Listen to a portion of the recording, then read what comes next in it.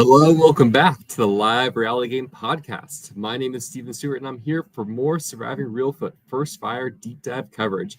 And joining us today is none other than the winner of the most recent season, Rob. Rob, how are you doing? I'm doing great. I'm super excited to do this. It feels very, like I was really on Survivor, and now I get to do like the deep dive and explain everything. So it's a cool feeling. How has the recovery from the game been? Because you've done a couple other games. Surviving New York is 4 days, if I'm not correct. 3 or 4 days? 3 days. 3 days. So going a full 8 days is kind of a whole other experience. How have you been since the game? Well, it's a huge high, especially leaving the show winning. And to get back to regular life was an adjustment. It's getting used to getting back to work. It's getting used to eating again whenever I want. I thought it would take me a little longer to get my appetite back, but as soon as I got to the airport, I was having 2 bacon, egg, and cheese sandwiches, and the appetite came back pretty quickly, which I was excited about. It's been an adjustment. It's weird getting back to sort of regular life. I feel lucky that I had, my mom, my boyfriend, some friends that had watched it, that I had people that I could like talk a lot with about the game with. There's like a group chat with everybody on it, and that I had to mute because, people talk a little, like it's a lot of messages. I don't know how people have the time to talk so much, but anyway, it's good to be back in real life. Yeah, I think one of the things I've kind of learned from doing these interviews is even the winners, like there is that decompression period that's required, Yeah. and it's still like there's still even winners have a lot of criticism of winners, as well as players who got voted out. Yeah, I mean, it's funny. It's like, yes, everything worked out. I won, but like from the beginning, there was stuff. Well, maybe I should have done this. Like, if I had done this would have been super cool, and especially talking to people afterwards, where they're like, "Why didn't you do this at that point? Why'd you let me get voted out?" And it feels like, oh, okay, I could have done that. Would I still have won? I don't know.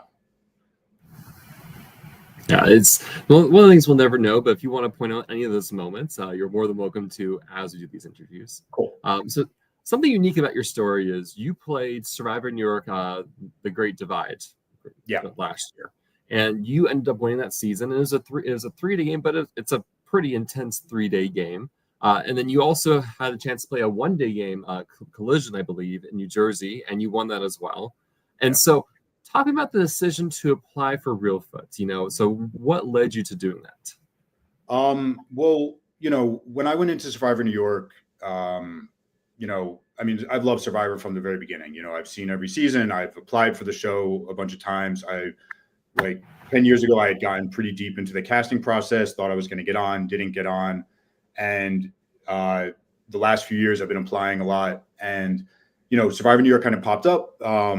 I applied for it, got onto it, and leading up to it, the anxiety levels I had leading up to it were out of this world for me. I thought I'm going to go in and everything that comes up when I'm a kid comes up, right? Like my social, I can't talk to people. I get too shy. I isolate myself. All of the like self-doubt comes in. And so I tried to go into that game being like, okay, whatever happens, happens. Like, it's a game. Like if you're voted out first, you're voted out first. Like just enjoy what you can from the experience. And to have it turn out the way it turned out was beyond my expectations, and really built up my confidence, built up, kind of quieted a lot of that voice in my head that tells me I'm not good enough, I'm not strong enough, like no one likes me, right?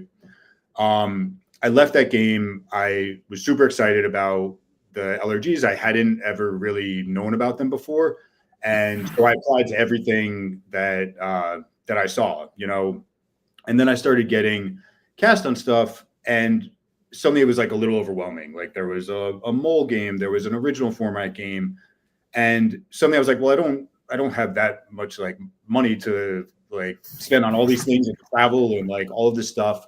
So, I kind of took a step back and said, look, let me focus on the ones that I know I'm excited about, and I sort of just took myself out of the running for some of the other ones. Reelfoot came up while I was playing New York. Pete, one of the guys that runs Reelfoot, was doing production for New York and told me about it. He said, I think you would do great. Why don't you apply and see where it goes? Also, Trinica, who was on my season in New York, had just played that year, and she raved about it. She said it was a really great experience and she thought I would enjoy it. So, I had those two people kind of rooting for it. And so, when we went through the interview process for it, first of all, the interview process for it was one of the kind of cooler interviews that I felt like I went through. I really liked some of the questions they have to try and see like how you think about stuff, how you process things were really interesting to me. There was like one of the things they asked was about if you flip the coin and you like $1 million if it turns on heads, or if it lands on tails, you kill someone, would you flip the coin? I said, of course I would flip the coin. They said, okay, now imagine that person is the person you love most in the world. Would you flip the coin? I said, no, of course I don't flip the coin then. Then they said, okay, so who's the person you love most in the world? I said, my mom. They said, okay, you're in a stadium, there's 20,000 people. You can either save your mom or the 20,000 people. I said, I'll save my mom. I said, if you met my mom and I didn't say that I would save her, she'll kill me. So they, if you listen to this, you want her to know you'd save her. Yeah. So they said, oh, a lot of times, like, we'll bring the loved one into the room and ask them, like, should he have saved you or the 20,000? And a lot of times they'll say the 20,000. I said, trust me, you don't know my mom. She would definitely say herself. And then I asked her over Thanksgiving and she was like, yeah, you better save me. So that was interesting. And then, there was stuff they asked also that felt like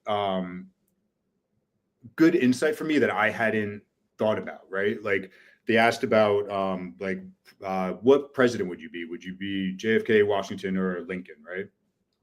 And they just said that and said why and who would you be? And I said Lincoln because JFK seemed flashy and Washington was a natural leader, and out of the three, I sort of felt more like Lincoln in that scenario. And Pete said something to me of when he had watched my game. That he felt like I was Lincoln because I was a good intermediary between people. Not just the height. What? Not just the height. Right. Or the height and the top hat I wore. But that was interesting insight for me to be like, oh, okay, maybe that is something I'm good at, sort of like being a good buffer between people and maybe trying to work both sides kind of together with things.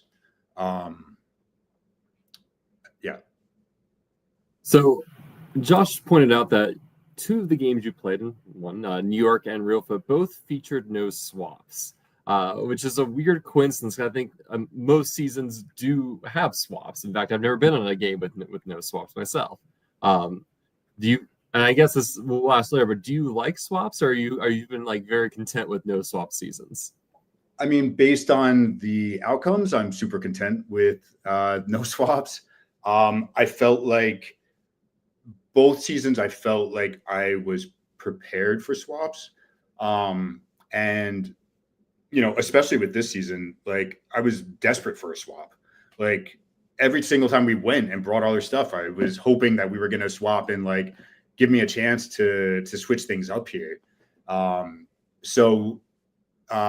Again, it worked out for me, but I was itching for a swap on this one. So I feel like, when I apply for games, like I get to win a game. I've lost a lot of ways, a lot of stupid ways. And it's like, I'm like, maybe this is one I can win. Considering you've won games, what were you looking to get out of the Reelfoot experience? Yeah, I mean, I walked into this game thinking that the chances that I was going to win were very small, right? Like, you know, the chances that I was going to come off of 2 wins and win a third one, you know, I really didn't expect it. So I was trying to figure out, what do I want out of this experience? And, you know, for myself, I still very much want to try to get on the CBS show. And this experience felt like it would be the closest to actually being what being on the show would be like. You know, in New York, you know, it was a great, I mean, it was an awesome experience. But, you know, we stayed in tents.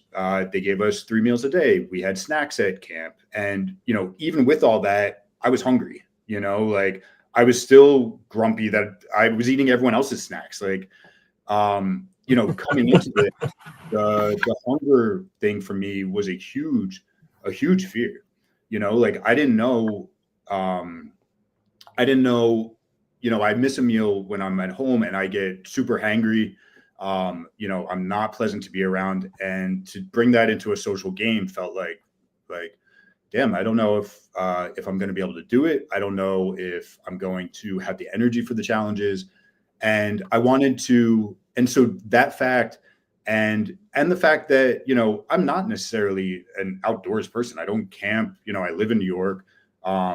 Like camping for me is like going to a lodge somewhere. Like I don't, like, I just learned how to put up a tent in Survivor New York. Like I don't, like, this is not my forte.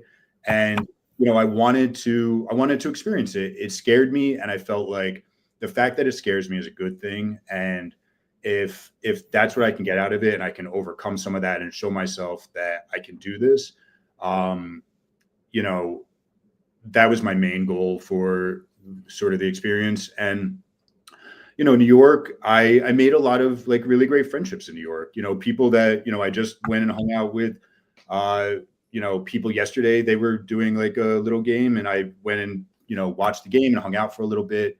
You know, I still have relationships with those people, like true friendships. And I was hoping to get some of that from the show also.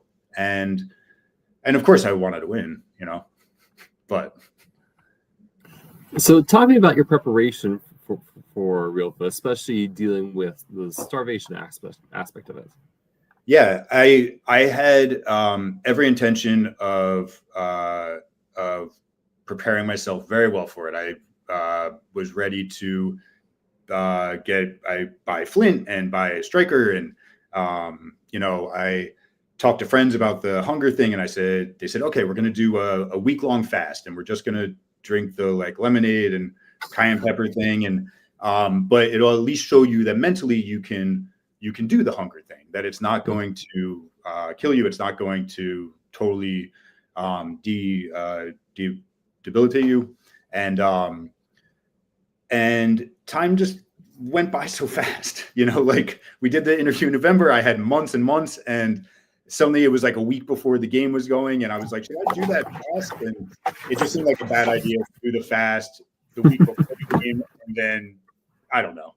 So I just said, you know what, screw it. I'll just wing it and see how it goes. You know, and then the other sort of like preparation I was trying to do was I wanted to get a sense of what the show was going to be. Right. So I went back and I watched as much stuff on the old episodes that I could. I watched all of the YouTube stuff from last year.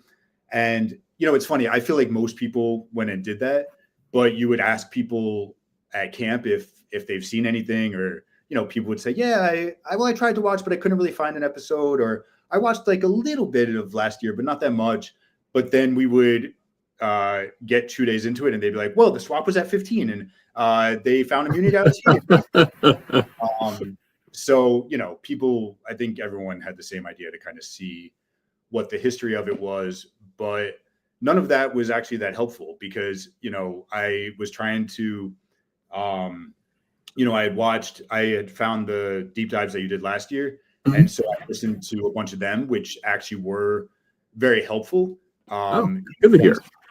Or they would have been if it had been a similar sort of game thing, but I was trying to find out where were the idols hidden, so they said they put it on the flag or it was at tribal. So every time we went like back from tribal, I was like checking out the flag to see if it was there. They said it was in the fries at the reward. So, every time we would talk about food, I would try to be like, yeah, I want a burger and fries. So like if we got fries, I would be able to sit at the fries and not have it be weird.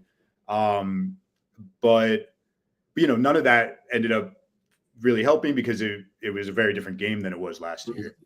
The other thing I felt like I did to prepare was, obviously I left Surviving New York and I had won that game, but, there was still stuff I felt like I could learn from things I didn't feel I had necessarily done correctly or, and like one of the big things was when we did the first immunity challenge in Surviving New York,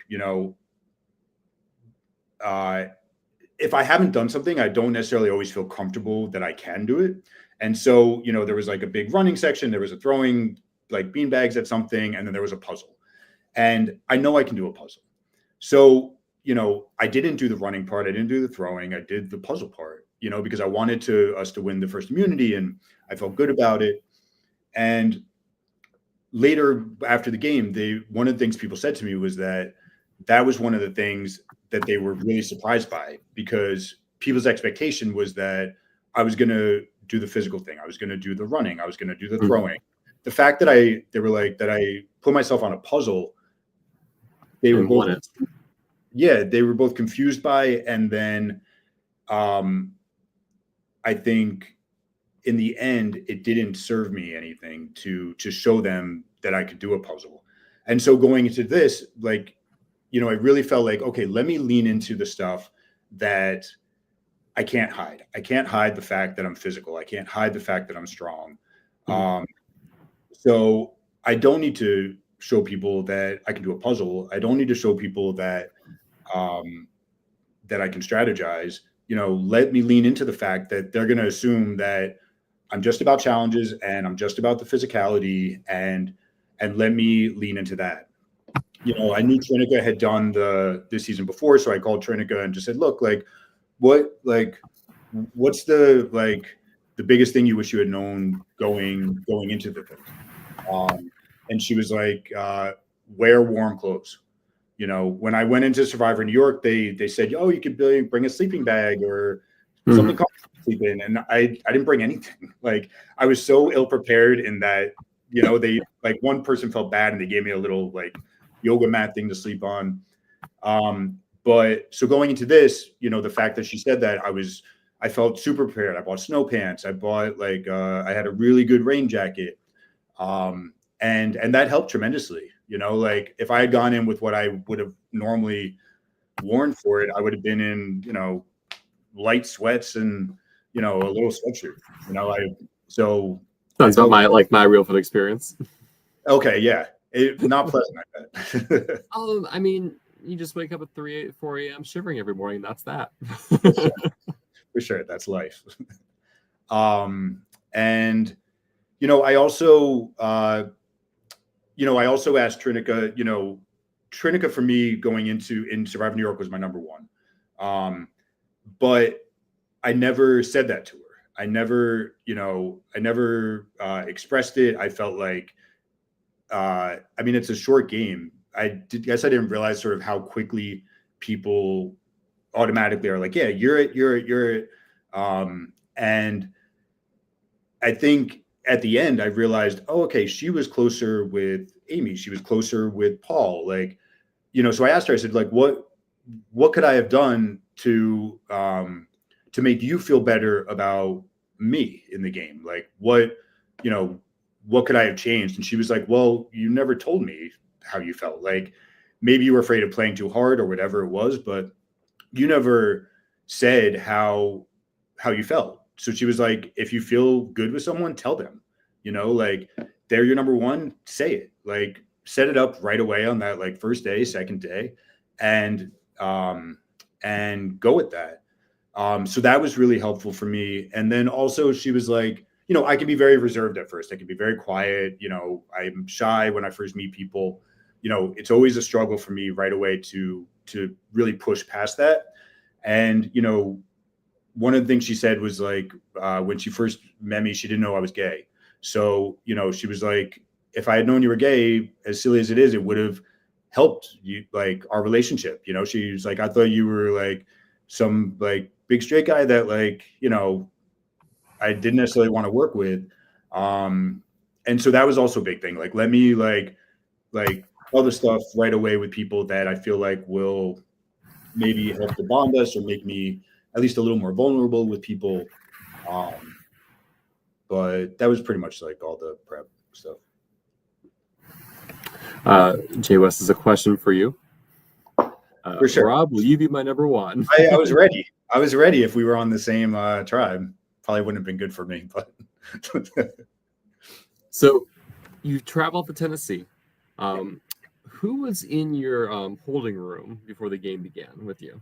Yeah. So, you know, I get in from the airport and they drive us out there. And in my car was Trav, was Isaiah, and was Aliana.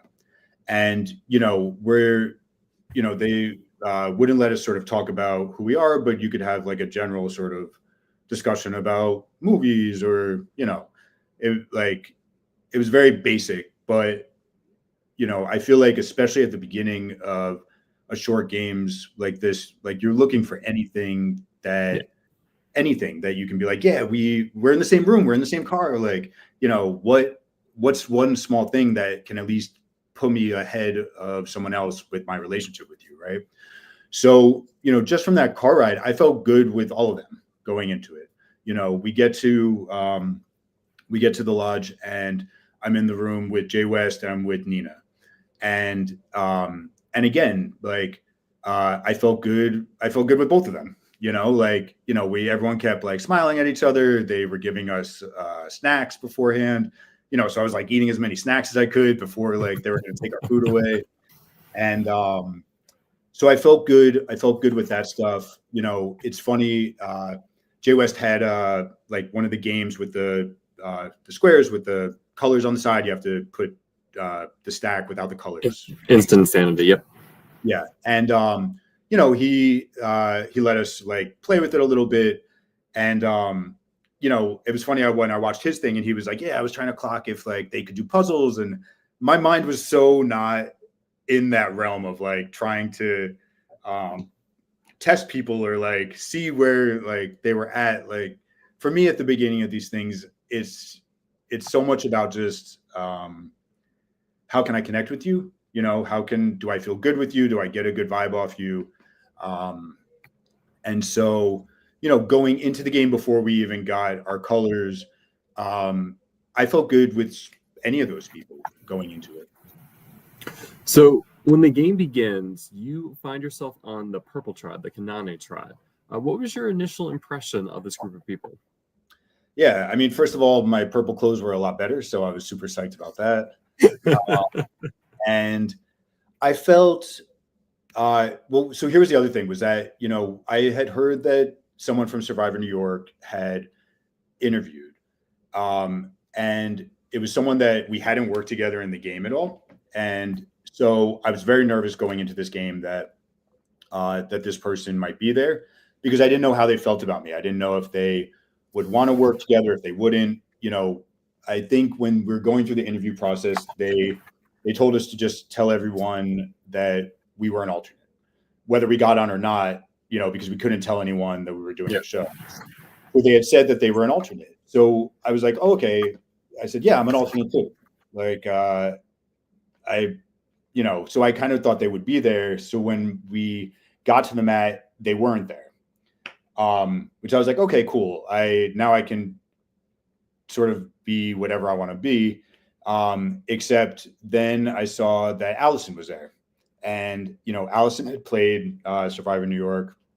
But we had no interaction. Like, you know, different tribes. She went out pre-merge. Her tribe got decimated before anything. Like, and then, you know, once she was voted out, she, you know, I would see she came and watched everything, every challenge, every tribal, and just stone-faced. like didn't look happy, didn't look like she was like rooting for me or anything. So, you know, going into it, I was like, fuck, I have no idea. You can curse or you can't curse. You can do whatever you want. You know, I saw her and I was like, okay, well, this, you know, now I don't know what to do about, you know, do I say I won the game? Do I not say? Is she going to say? And, you know, but when I saw her, like, we gave a little smile and I thought, okay, like, I'm going to play the game I was going to play. And, you know, if we get together in a swap or a merge, like, you know, let's see where we're at. And, you know, that was one of the big things for me going into it was, you know, what do I say about if I won a game before, right? So, you know, when I went in to play Collision, there were people that had played Survivor New York previous seasons. So I thought maybe they knew, but I still just lied and said that I hadn't done well. You know, I basically pretended I was on the tribe that got decimated. I said, yeah, like our tribe just like kept going tribal and I got voted out. And they didn't sort of push me on it. And, you know, that was like one of the big things going into it was, you know, do people had different opinions about it, right? Like I watched the podcast, I think it was with Shauna, and she had won a previous season. She was like, yeah, I told everyone because I felt like if they knew I had won and I lied about it, that it looked bad on me, right?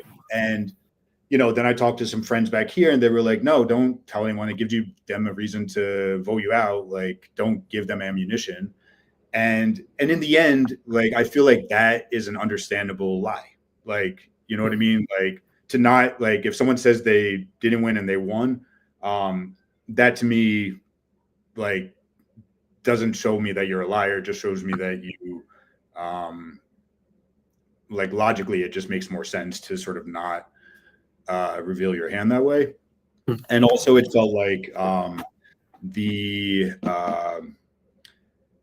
also like if people knew that I had won, the smarter game players are not going to run around and tell everyone that. They're going to most likely come to you and say, look, like I know you won, let's work together, or let's, you know, play for a little bit. And then if they want to reveal it later, they can reveal it later. But like, I think the better game players are not going to blow up your spot that quickly. So sorry, I feel like I got off track. No, so I mean, so you see Allison, she knows you won your season. Yeah. Was there anyone else you recognized or anyone else who knew that you'd won Survivor New York? So there were other people that knew. I don't know if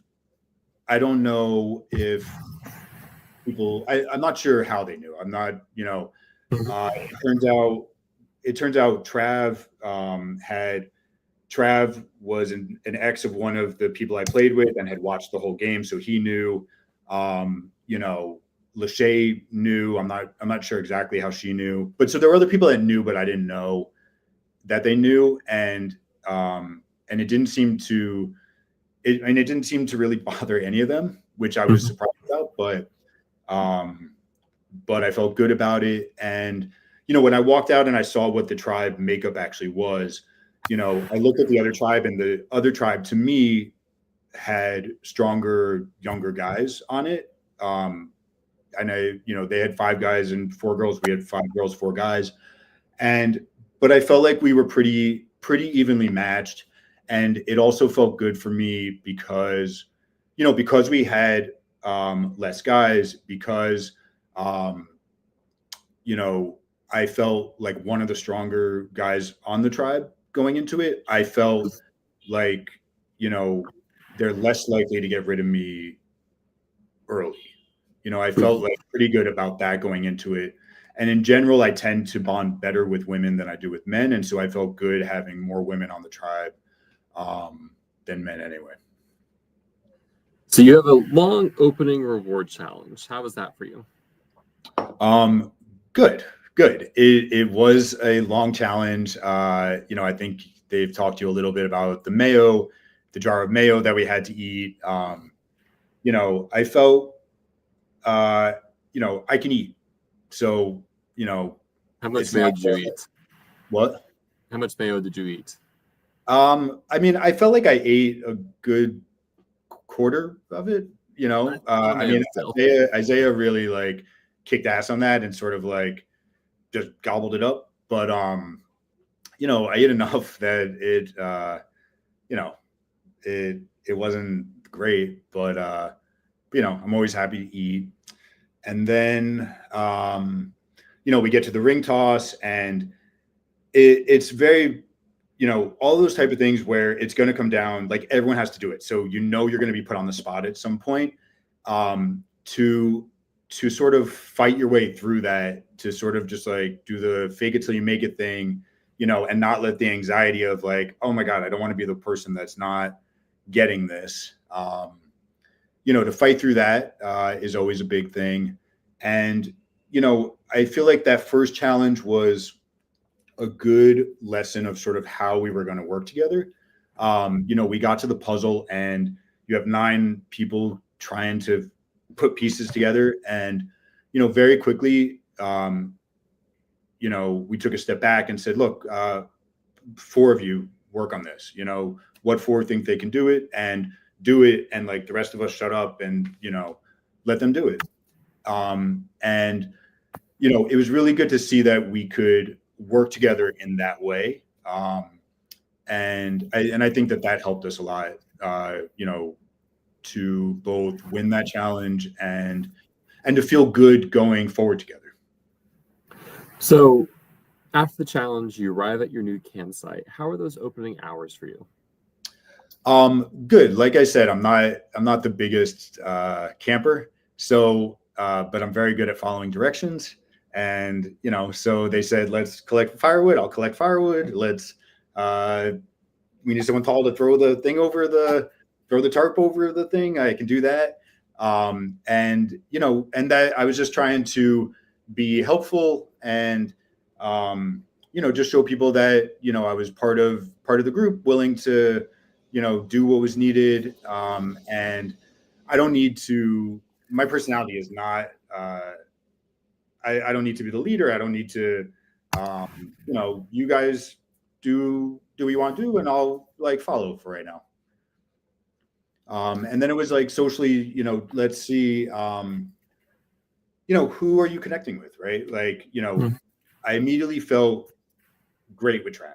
Like, you know, he kind of pulled me aside very quickly and was like, yeah, you know, I felt like a good connection with him in the car, but he was like, yeah, we met once at a viewing party. I don't know if you remember, I was with my girlfriend and I hadn't remembered, but I was like, cool. Like, I feel good with you anyway. Let's like, great. Let's go forward with this.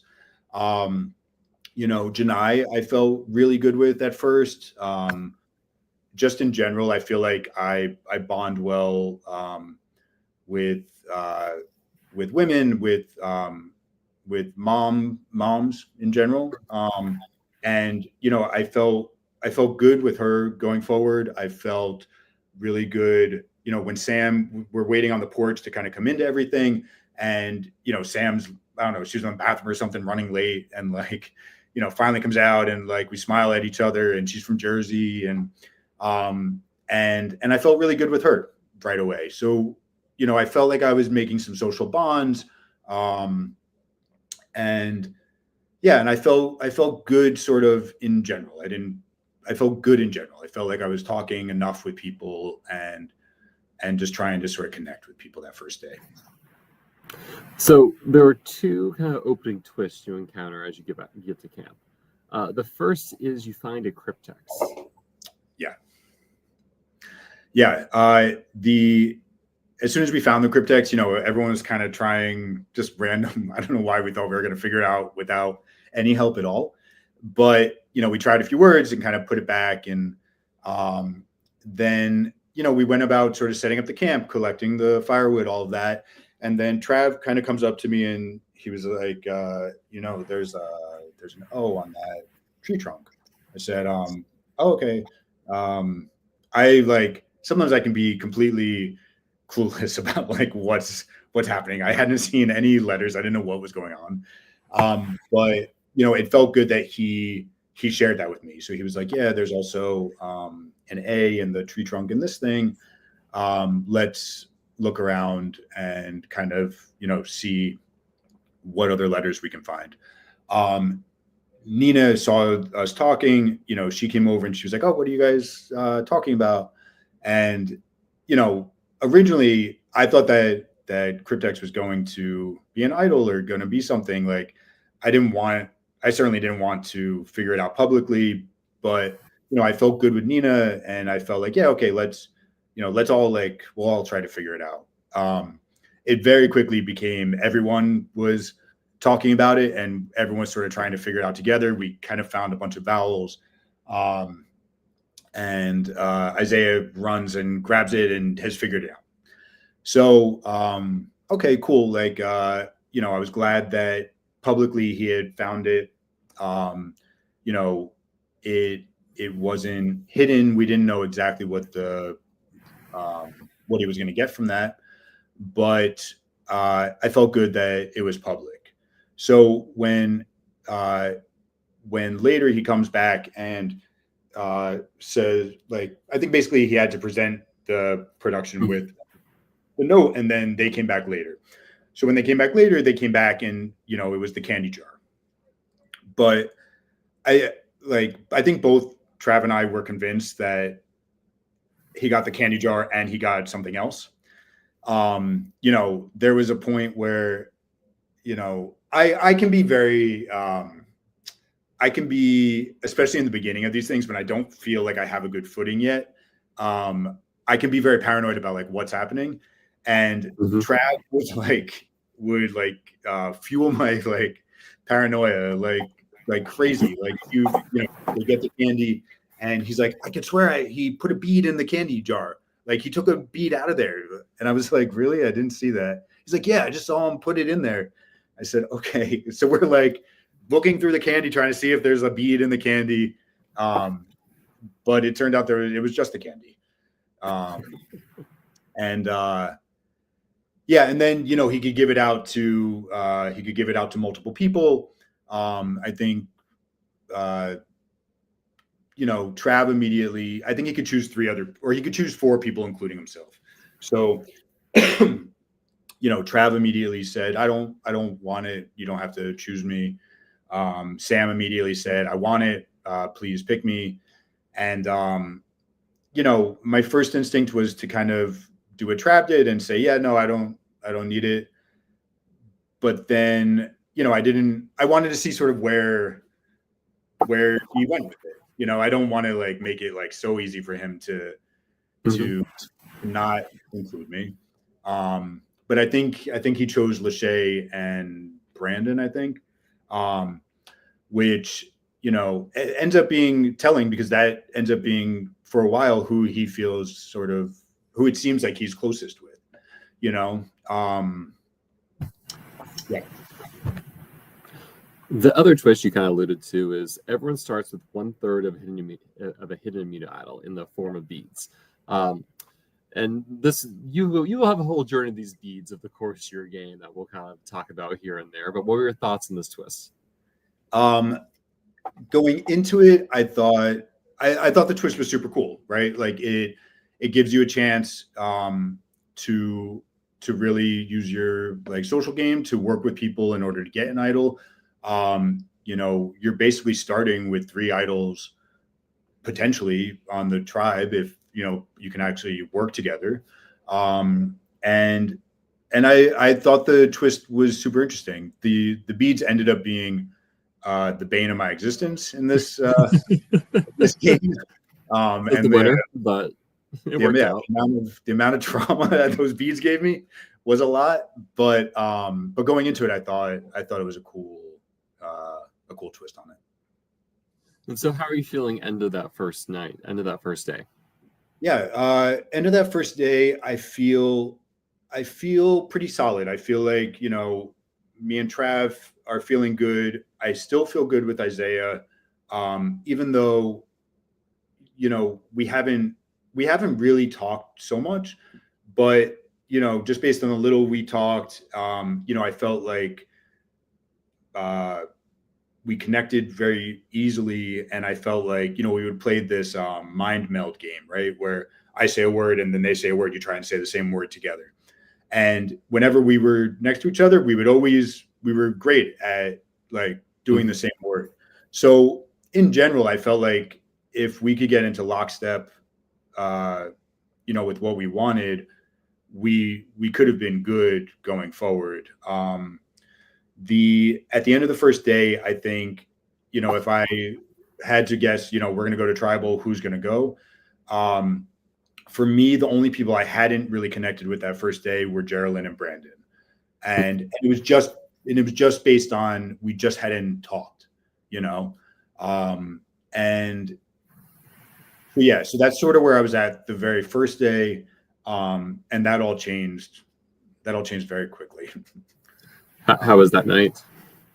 That night was cold. You know, we all slept on the platform. I think maybe Isaiah slept in the hammock, or someone slept in the hammock. So there's 8 of us on the platform, and you know, we're like head to toe. So like there's like no, at least for me, there's like no real ability to like cuddle next to someone, and I was freezing. I don't think Trav slept at all. You know, and that was the other thing. You know, Trav to me was very you know, he seems like a bit of an introvert, you know, in general, you know, kind of quietly connecting with people. Mm-hmm. But as that first day kind of went on, you know, you can see him connecting with more and more people, right? And then, you know, he says to me, you know, you're my number one, but let's not talk. You know, let's like not really talk at camp. If you want to talk with me, wake me up in the middle of the night and we'll go pee and go talk. So like I understood where he was coming from with it, but it also felt like I don't wake up in the middle of the night. Like I'm not gonna wake I would you up. love to say I could do that, but I'm just trying to get as much sleep as possible. Yeah, like I'm not gonna do that. And we ended up like we didn't hide it well anyway. You know what I mean? Like everyone knew that we were together. Everyone on the other side knew that we were together. Like it just like some of the thought processes of like what we were like trying to do didn't pan out as well as I would have liked. So what changed over the second day then for you? Yeah. So the second day, let's see. You know, Sam and I, again, Sam I was feeling very tight with. Sam was, you know, Sam says what's on her mind. Sam, you know, has an opinion about things. And, you know, I think if you gel with it, like you feel like this with her. And if you don't gel with it, I think it makes it difficult. And so I think that first day and second day, I think some of the girls she was having a little bit of a difficult time sort of connecting with. And, you know, she's played these games before. Like she doesn't need somebody telling her how to play. Like, but like I would try to say, hey, look, like, you know, I know, you know, the girls feel like a little like you haven't connected with them. Maybe try to connect with them more, right? Like maybe like try to like solidify some of those bonds so it's not such an issue, because I felt really good with her. Like I felt like, you know, we had talked about the beats. We had talked about if a swap comes like and one of us is in trouble, we'll give each other the bead. You know, and I think that everyone was sort of planning ahead for a swap. They were planning ahead for like what comes next without us even having gone to a tribal and like gotten that first vote done. So that day, you know, I'm trying to think. That second day, it felt like people were trying to sort of solidify alliances that day, right? So, you know, me and Trav came up to me and said, hey, Isaiah just came up to me and said that he wants me, Lachey, and him to be an alliance of 3 and to include either you or Brandon. So like right away that felt, okay, well, that's great for you. Like, that doesn't feel good for me. Mm-hmm. But, you know, so Trav kind of talks to me about, all right, well, he wants it to be like the 4 of us now. Okay, sure. Like that feels okay for right now. You know, Lachey also at camp for me was very reserved at first. And, you know, so I felt like I tried to connect with her on a social level, sort of talk about, you know, my boyfriend, her son, you know, really try to connect with her, you know. And, you know, she pulled me aside at one point on the second day and, you know, very directly was like, so Trav told you about the 4. And Trav had told me a lot of things. Like, and sometimes when people are so direct with me, I get flustered, and I didn't really respond in a way that I think made her comfortable. And so right away I felt like, okay, she doesn't trust me as much, right? So we kind of have this 4 where it doesn't seem like very solid, right? And to me, like we needed 6 or 7 to sort of, I wanted 6 or 7 of us to feel kind of strong together so that if we went to a swap, we would have options, you know? And then on the second day also, you know, Trav and Lachey were having, they had played a game before. Trav had gotten Lachey out. And they seemed to be having a hard time sort of working together at that point. So, you know, it sort of felt like, you know, me and Trav were together, Lachey and Isaiah were together, and then people were trying to get like other soldiers for the team, right? So like, you know, I felt really good with Nina. So me, Trav, and Nina were kind of together. You know, you could see that Brandon was getting tight with Lachey and Isaiah. And Geraldine and Janai and Sam were kind of like, to me at that point, sort of in the middle, like figuring stuff out. We finished up the second day. I think the last thing that day was the first community challenge. Yeah. So we win that challenge, which was great. I thought, okay, cool. Like, I don't want to worry about this all night, you know, like I want to have a relaxing night. We can chill.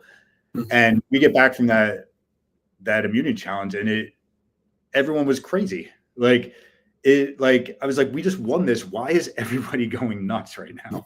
Like, you know, we're fighting, like everything felt like, I'm not even sure what's going on here at the end of the second day.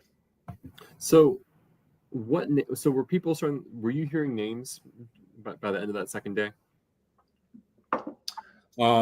So I feel like at the end of the second day, you know, I know Sam's name kept coming up. And, you know, she had like a miscommunication with Geraldine about something. And, you know, while, you know, I kind of felt like, you know, it was a very simple miscommunication. They could kind of get past it.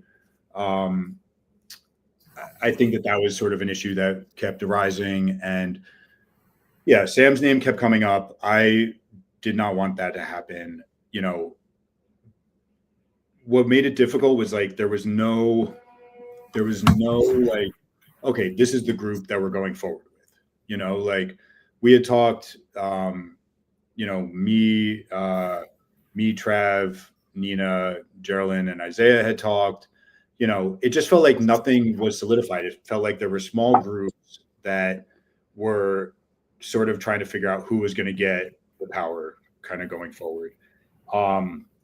And, you know, Janai was someone who I really liked going into it.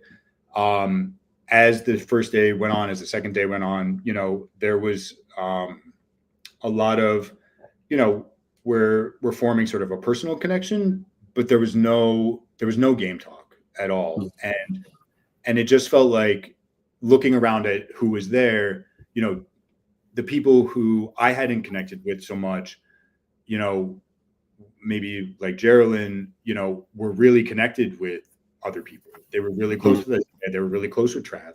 So the people who I was like, okay, maybe they'll be like an easy get out, were suddenly not going to be an easy get out. Everyone had people that they like did not want to let go.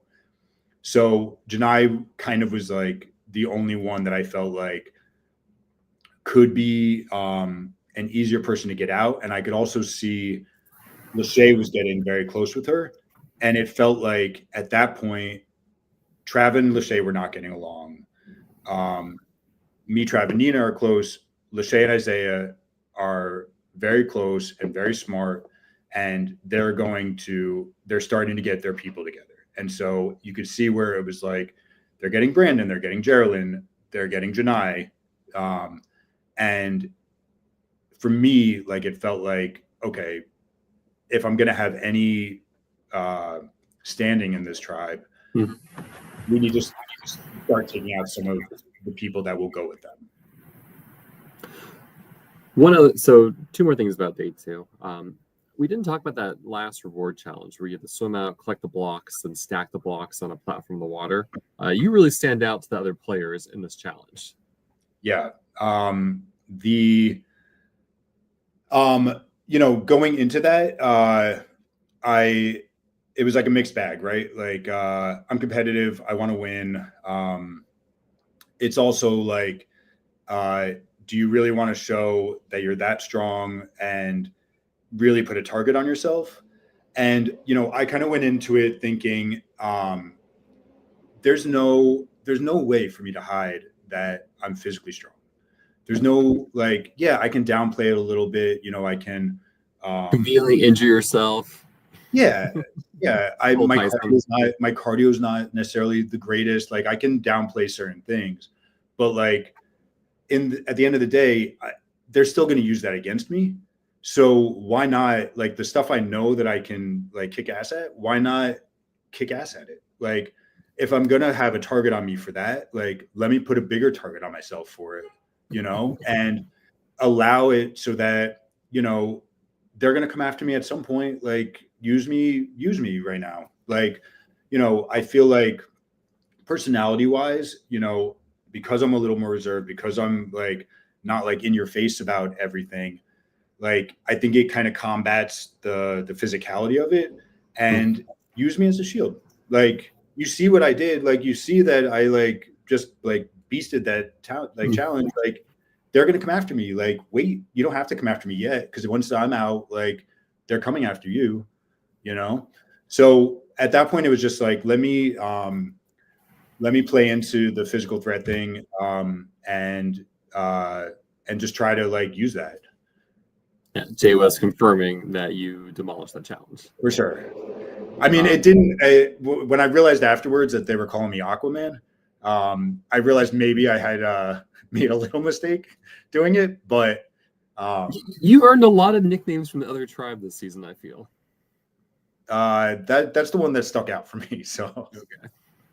A fun comment from Josh saying, when he came to do confessionals on day 3 Monday morning, y'all were scrambling like you're going to tribal. He enjoyed that, at least.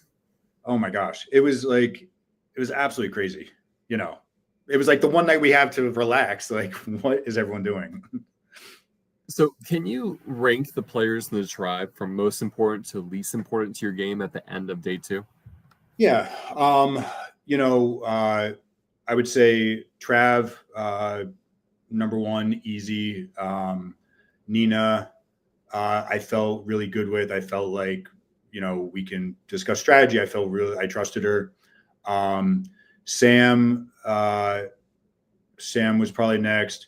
Brandon, I was starting to really connect with. You know, I was starting to feel really good with him, and feeling like the conversations we were having, we would be able to go pretty far together. And, you know, I was feeling really good with him.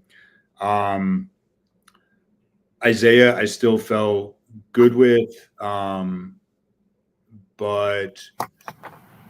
Isaiah was still, I felt good with.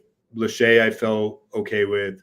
But again, the two of them were so tight and so social and so smart that I just knew that no matter what, the two of them were going to be could be just obstacle to me going far in this game. So that's 5. And then I guess Geraldine and then Janai. Is that everyone? I think so. Pretty sure you hit everyone. If we missed someone, our apologies. All right. So day 3, JOS is voted out. You have the hot pursuit challenge. This does not go well for your tribe. What happens? We went into that challenge, and my instinct going into it, I know that I don't have the cardio stamina to be run circles. Yeah, to be doing this for that long. They have a bunch of young, strong guys on their team. Their girls are very strong. My instinct was, hey, anyone that doesn't feel like they can sprint it, drop it. I felt like I could hold it with 2 or 3 other people and try and just jet. And at least then I felt like we would have a chance to get to them. But I don't know if that would have worked anyway. And they just we didn't work great together on that. So how was the scramble for this coming tribal council? Was it clear from the get-go that it was going to be Janai, or was it more a toss-up between Sam and Janai? For me, Janai had to go. I feel like it was a discussion, but I think people's big point against Sam was some personality stuff that was conflicting with some people. But to me, she was a great. She was good at the challenges. She knew the stuff that she was strong at in the challenges. She knew the stuff that she wasn't as strong in the challenges, and would say that. I think people were maybe worried about her loyalty, but I at least thought she was going to be loyal to me. Mm-hmm. I felt like we had enough of a bond that I didn't know if she would be loyal sort of to everyone, but I felt good about it. And I know Lachey she acted as if she was worried that she was going to go. For me, Lachey was never even a thought in my head about going, even though her and Trav kind of were back and forth about, whether they could trust each other or not. But yeah, and then it felt pretty, it felt like once we got to tribal, it felt pretty, writing was on the wall that it was going to be Janai. Any concern about the Janai having enough beads to play an idol? No. It felt like if people are going to come together to give the idol for Janai at that point, it just didn't feel like it made sense. It felt like in general we were cohesive enough, and that was the other thing, going, even though everyone was scrambling a lot, we all were got along pretty well, or we talked about how well we all got along. So I think no one, I feel like no one really wanted to, put their neck out there and create dissension in the tribe, at least at that point. So Janai goes out 8-1. You all win the next immunity challenge, and then you get to the Sumo at Sea challenge. The challenge, I think everyone on the opposite, on the Inada tribe, was terrified to go up against you on. Who'd you battle against in Sumo at Sea? Yeah, I'll say this, that going into that, it's crazy to me that you have no idea what people are going through in their own heads, right? That challenge scared me so much. Like it is not, I'm not a physical person like that. I don't wrestle. I don't like, and the fact that I think everyone assumed that I would do well felt like it put all this pressure on me that if I don't, then suddenly like it like really affects me. Right. So Yeah. going into it, I had so much anxiety about it. And again, it was sort of just that thing of, okay, let's just act like it's okay and just go with it. And the kind of stuff like that, where you really prove to yourself, whoa, like I can do things that I am surprised about. I went up against Chad first, and it was hard. Like he had me like gassed like quick, and I was like trying to use my legs. I was trying to use everything to get him off. So when I won that, I felt, it was like, oh, okay, cool. Like I did it. And then the next time I went up against Andrew, and that one I was also like psyched to win. Unfortunately, your tribe does not win. This is going to be a very pivotal tribal council for you, because it's going to really kind of shape the direction that the rest of your pre-merge game will go, at least. And I think to an extent your merge as well. So talk me through what your plans were.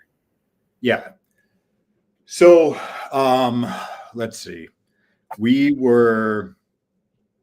get back from tribal. The name that people are saying is Sam. We going into that, Trav and Lachey had kind of been back and forth. They had been, we don't trust each other. We trust each other. We're good. We're in an alliance. We're not in an alliance.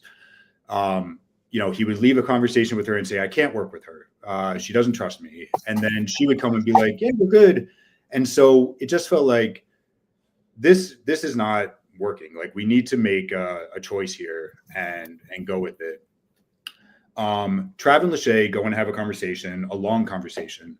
And Trav comes back from that and he says, okay, me and Lachey are good. We're not going to vote her out. So I said, okay, what was the conversation? He says, we sort of settled the difference over the last game, and we decided that this is going to be great for us because now everyone thinks we hate each other, and we're going to have this secret alliance, and this is going to be really good going forward. He presented it like it was going to be good for all of us going forward, but like to me that didn't seem good for me that the two of them were going to have this secret alliance. Like Lachey still to me at that point was so dangerous for me, like she was super, super tight with Isaiah. They were not going to be broken up. She was the one that was pulling in Brandon. She was the one, she was suddenly getting very close with Sam. And suddenly now her and Trav are really good. Like more and more, I felt like this is pushing me out of the picture here. And so, I went to Nina and I said, look, like, I don't want to do Sam. Like, I don't want that to be the vote. Like, I feel really good with Sam. Let's vote Lachey. Trav eventually says, okay, that's fine. Let's vote Lachey. So I felt at that point, I felt like I had worked my ass off trying to save Sam in this vote. Like the vote was going to Sam. Isaiah was like, I don't want to vote Lachey. Isaiah had said at some point, he said, it seemed like he was okay with Lachey going, and like happy about it, but he was okay with it if that's what everyone wanted to do. Also, when we had gone to the first tribal, Trav comes up to me before the tribal and says, can I have your bead? So it was such a weird thing for me at that point. I felt like things feel fine. Why do you need my bead right now? And he said, oh, Nina gave me her bead. Can I have your bead? He's like, I just want us to have an idol if we need it. So at that point, I felt like, I went up to Nina. I said, did you give him your bead? And she's like, yeah. And I said, oh, okay. I'll do it too. It shows a sign of trust. It feels like the three of us are good. But as soon as I did it, I felt like a rock in my gut. I felt like, oh my God, maybe I'm totally misreading this, and this guy's just trying to get my bead and is about to vote me off. And I'm going to be that stupid kid that just gave up his immunity idol and got voted out. So, I'm going back and forth, and I'm not happy about the decision I made. And before that first tribal, he goes to me, he goes, look, you seem like you're really anxious about this. Why don't you hold the idol? So at that point I said, okay, I feel really good about that. Trav was playing a lot. I sort of had my connection with him, but he was very busy with everyone else as well. I think I felt okay with sort of him taking the idol. We got our beads back after that first tribal, right? He says to me, I told Geraldine that you guys gave me your bead. And, he felt really good with Geraldine. And so by proxy, I felt decent with her. We hadn't talked that much, but we were starting to talk a little bit, and, I felt okay with her. I think that it was a big mistake for him to tell her that he had gotten both of our beads, because I think for her, it made her feel, okay, the three of them are really tight, and I'm not a part of that. So, I think it started her thinking about what can I do to remedy this. And I think it scared people that in that first tribal we had given our beads to Trav. So second tribal, I feel like, I've worked really hard to save Sam. The vote's going to go on Lachey. Isaiah is not happy about this, but seems to be going along with it. We leave camp. We get to outside tribal. We're all standing around. I said to Sam, comes up to me, and she seems a little bit worried. And she says, I said, everything's good. We're voting Lachey. And she says, I don't know. And so I was like, well, what does that mean? You don't know. She's like, you can't say anything. I said, okay, what? What's going on? I'm not, she's like, I'm not sure exactly what's going on here.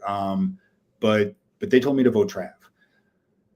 So this is right before we go out to tribal. So, I'm trying to have a conversation with her, but they're telling us we have to go.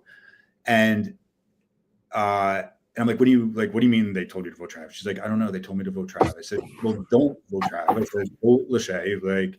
She's like, I don't want it to be me. I said, okay, well, it's not you. She's like, okay, but it's not you going home.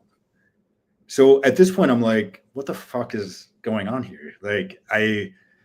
So I feel really fuck, I don't know what's going on. We get into tribal, and so I'm still trying to talk to her, because I'm trying to figure out exactly what's happening. She's like, they decided to turn, and they're voting Trav out. So at this point, it's my mind's racing, right? I'm trying to figure out, okay, we've all gotten our beads back, me, Trav, and Nina, but do I at this point try to save Trav? And I'm like going through the scenarios in my head of, okay, we all go to vote. They vote for Trav. We're voting for Lachey. If when he says, let's do the idol, I say to Trav, I say, look, you need to play an idol. Here's my bead. Nina, please give him your bead. Okay, so maybe that happens. He plays it. Trav doesn't go home. But then, maybe at that point they play a thing for Lachey. So I'm thinking, okay, maybe I'll vote for Isaiah. And then even if they get the beads for Lachey, Isaiah will go. Mm-hmm. But, there's so little time to process this for me that I just felt like I don't know if it's worth it for me to like put myself out there to save Trav at this point when there's been a few instances where he's felt a little shady to me. Mm-hmm. And I don't know, I don't want to put myself out there in a way that's going to ruin my game later. So I also didn't know if Nina would be willing to give her bead at that point. I didn't even know if we could, when they said, does anyone have I didn't even know if we could talk at that point to do it. We need a rules clarification. Yeah. So, all of that was kind of going through my head. And I just felt like worst case is that, we play the idol for him. He plays the idol for Lachey, and then they revo and I'm going home. Right. Like I just didn't know. I just didn't feel confident enough at what was happening to feel like I could make a move at that point. So, so they do the votes. Trav goes home, and I'm pissed. I'm so mad. And, we leave and go back, and, Nina does exactly what you're supposed to do. She says, it's okay. I understand why you had to do that. If you had told me to vote with you guys, I would have voted with you. And I couldn't do it. I just couldn't do it. They Brandon and Geraldine. Good. I'm glad Nina said that. Yes. Nina's agreeing that just letting the vote happen as is probably was the best. Though it did end up with Nina getting voted out next. So, but we leave the tribal, and Brandon's trying to explain why he did it, Geraldine, and I couldn't do it. I said, "Listen, I don't want to talk right now. Like you need to leave me alone." And we went back to camp, and I didn't speak to anyone, and I went to bed. And it was your first time not being in the majority of a vote. Like I don't know. It was the first time that I was completely blindsided by it. Okay. It took 3 games, but we made it happen. Yeah. And so I was in my feels about it. I knew I was not handling it in the way that I should have handled it. And it's funny, when I got home, my boyfriend was like, "Oh, I was watching it." And he was like, "Don't worry, guys. He's going to throw a fit and have a problem. But then in the morning, he'll come and he'll apologize and, realize that he was wrong and correct it." And he was right. So that's what I did. I was I got a chance to sleep. I got a chance to sort of process things. And, in the morning, I said to everyone, I said, "Look, I apologize for how I acted last night. It wasn't how I want to act in this game. I get that it's a game." And then individually with everyone, I tried to, I just, said how I felt. I said, I was surprised by it. I understand where you're coming from. And let's move forward, and I felt that way, but I also felt I felt like Natalie Anderson and Jeremy Collins, and they had taken out my person, and I was going to avenge Trav and get them all out. I just needed at that point to bide my time, right? At that point I have no power in the game, and you might be hoping for a swap. What? You might be hoping for a swap even. I was desperate for my swap at that point. I was all right, it's coming now. We're at 14. This is it. I'm ready. Let's do this. And there were a few things about that in particular that I felt, I walked away from that tribal and I felt okay with Sam. There was a part of me that felt like I worked really hard to like save you, and then you like turned on me. But it also felt like, Sam's was the name that people kept saying. She felt like, okay, maybe she felt like he's saving me for this vote, but then, I'm still the name that keeps getting brought up. Like, I want to change that narrative. And I felt okay with Lachey because Lachey was the one that was going home, so I felt, and Sam had told me, so I felt like, okay, I'm going to put my eggs in Sam's basket at this point. So question. Yeah. Let's say Sam does vote with you and you get 4 votes Lachey, 4 votes Trav. Yeah. Do rocks happen? Does someone flip? How does this go? So I don't think rocks were ever going to happen. Both Geraldine and Nina had kind of, said they're not going to rocks. I do believe that maybe Geraldine would have caved before Nina, or they could have both just caved and, we would have just ended up with a tie again. Nina, you're in the chat. Let us know what you would do. But I knew that no one was going to rocks, especially on the second vote. And I didn't want to go to rocks either. Like Trav was, the one I felt the best with, the one I felt like I can talk out a game, I can strategize with him. I could also see where he was going to be detrimental to my game. And, he, out of the two of us, he was the one that was much more face forward, sort of. Yeah, she never would have got. So Nina, do you flip on the revotes, or do you wait until it's a deadlock and you just say, "Yeah, Trav can go"? That's the real question, I think. Go ahead. Yeah, I mean, and I agree with her. I wouldn't go. The only time I ever went to rocks, I went to rocks because I had an idol. Like you let Trinica go out. I know. I did feel that. So Nina says she would have flipped on the revote. I know, but I think Geraldine would have flipped on the revote too. Which would have been even more fun. Yeah. But yeah, it just felt like, it's too early to do that. Let me, let me reassess sort of where I am at with things. And, so we leave that vote, I feel really solid with Nina. Like we both just kind of got blindsided. But I felt like the two of us are on the bottom. And, I was just trying to figure out a way out at that point, like what can I do? Whether, if a swap's coming, if it's not coming yet, like, let me just try to, realign with like where people are at, so, I tried to start talking with Lachey more.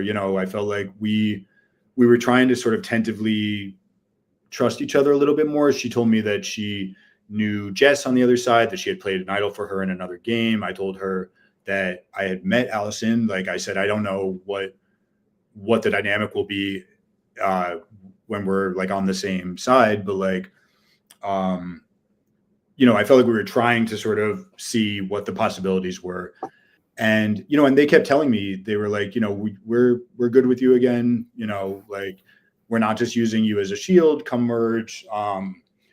But that, like, for me, like, it was like all trust had been, broken at that tribal. And, I was just waiting. So no swap on day 4. Instead, you go into individual immunity challenge, both tribes in the tribal council. Brandon wins from your tribe. And this is I feel like a fraught round, because my understanding is you, Nina, and Sam, all your names are being thrown out at different points in time. Yeah. So, we get back to the camp, and I'm sure that it's me or Nina. It just seemed like those were the options. And, you know, and I love Nina, but obviously, like, I don't want to go home. So we get back to camp, and suddenly it seems as if it's not between me and Nina. It seems like it's between Nina and Sam. You know, and at that point, it felt like, you know, okay, I'm trying to get back in sort of with Lachey and Isaiah. Lachey didn't seem to want to vote Sam. Lachey wanted Nina to go. Brandon seemed like he wanted Nina to go over Sam. And, you know, Sam had just trusted me to at least tell me that Trav was going before he had gone. So I at least felt solid with her. And it just felt like, I think the best thing for me to do at this point is to go with that group. And it seems like Nina will be the one to go this time. And if we go to another tribal, Sam will go. And I felt like if I can at least get to that point, it has to swap or merge by that point, I would assume. So that was sort of my headspace going into it. But that vote did not, you know, there's certain votes that feel exciting and feel like, even on the wrong side of it, they feel like, okay, that was cool. Like the Nina vote felt like, wow, this sucks. I want to talk about beads for a little bit, right? So you have your own beads, and then at certain points you get 1 or 2 beads from travel. What's going on here? Like, because at one point, like I heard, like you had 3 beads, you lost a beads.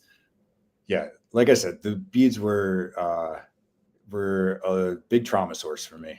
When we did the Outcast, challenge. The next thing that happens. Yep. Yeah. So we do that. We finish up that challenge. Our team had won. The Anada had won, and Trav comes and slips something in my pocket. So we get back to camp, and, you know, I go like into the like bathroom area to see like what's in my pocket. There's two papers, which is what we originally got with the bead, and I thought that there were 2 beads. I could swear there were 2 beads. I also like didn't realize, you know, the lack of food and the lack of sleep affected me a lot more than I realized that it did at times, right? I'm not good with things in general as far as like keeping track of them, you know? So I looked really quickly. I thought there were 2 beads. There might have just been the 2 papers. But in my head at the time, you know, I assumed that it was Trav's bead and Nina's bead that he had given me because there were 2 papers, right? So I go back to my bag. I like shove it in my sock. And I guess when it came time for the next tribal, I go to like grab the stuff just so I have it. And I realize that there's only 1 bead there.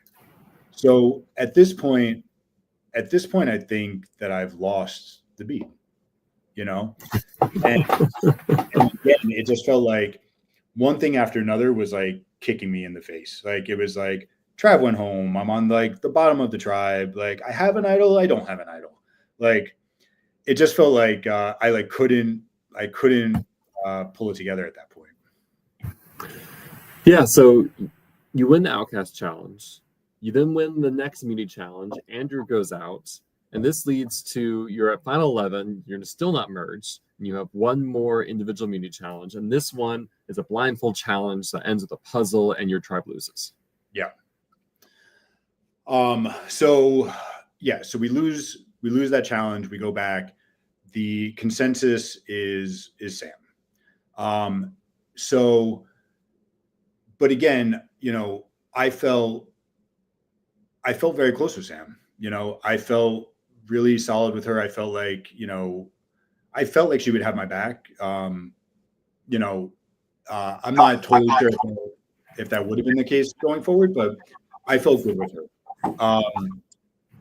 we get back to tribal. I realize, I need to like save face from the fact that I think I've just lost this other bead. I still have the 2 beads, maybe so I go to Sam and I say, look, I have 2 beads. You have your bead. They're gonna vote on you. Let's play the idol for you and let's vote Isaiah. And so I feel good about it. And then I felt like she wasn't, it just felt like she wasn't being like solid with it. Like, it still felt like she was like trying to waver a little bit. She kept going and talking to Lachey. And I just thought I felt like I had went to bat for her the last time and it had screwed me. And I felt like I'm going to go to bat for her now. And then what? Like, I suddenly lose all the other people on my tribe that, I've been like good again with. And I wasn't sure if I was willing to do that at that moment. So I decided, okay, I'm not going to vote for Sam because I felt really good with her. I also was hoping that, when she saw I didn't vote for her, that, she would give me her bead when she left. And I told Geraldine beforehand, I said, look, Sam's voting for you. I'm going to vote for you. Like, you're fine with the votes. And I sort of left it at that. We leave from that tribal and I felt awful. Like, I felt like I'm at the bottom here, I don't know if we're merging tomorrow. I don't know if we're going to have another vote. Like, I don't feel good about where I'm at in this tribe. And I felt like I'm going to go out in the next 1 or 2 votes and I'm not going to have done anything in this game. Like, at the very least, even if I had just saved Sam there and had gotten Isaiah out, Isaiah to me was the best player on our tribe. He was smart. He was social. Like, I felt like he was doing so well and he had gotten Trav out and it felt like, I'm not going to, like, at least this I would have had one move that I did and, it would have been a cool move. And then, I could have done the, like, now Anson, like, Sam, did you vote who I said to vote? And we could have gotten him out. And at least it would have done something fun in the game and like could have walked away, being voted out next and felt okay.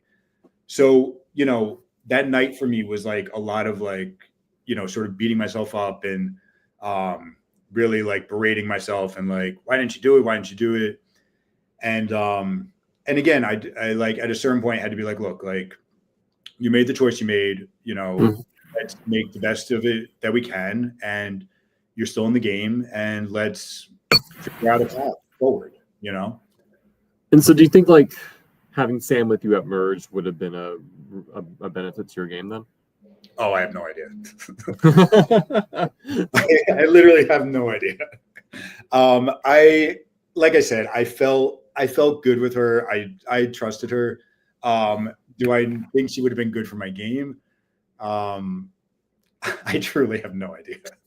I don't know what Sam would have done merge either.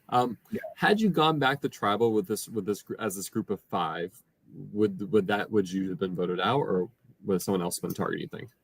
I don't know. I think that they saw me as enough of a shield going into that merge that I know that they were tight with Geraldine, but I do think that I would have had a chance to.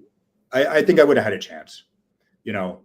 For me, like, I try to process everything through what makes sense for me, like, and what do I think the best game move is. And at that point, the best game move was not to vote me out. I didn't think. Who did you want to see come back from the Outcast tribe? I mean, Nina coming back was, easy the best choice for me. I felt like, even though I had to write her name down, it wasn't because I wanted to. And she was a very logical player. Like, she was a very smart, strategic player. And, I felt like wouldn't be holding a grudge against me, and that we could probably work together going forward. I love Trav. Would I wanted him to get back in the game? Yeah. Do I think that would have been too much chaos for me? Probably. He would have, I think, made my game more difficult. And I was actually okay with any of them coming back in. Like Jay West, I felt like, obviously something had gone wrong on the tribe, like his tribe with him. I felt like I had like a good, like, just sort of vibe thing with him in the room. Like, I felt like we could probably work together for a little bit. And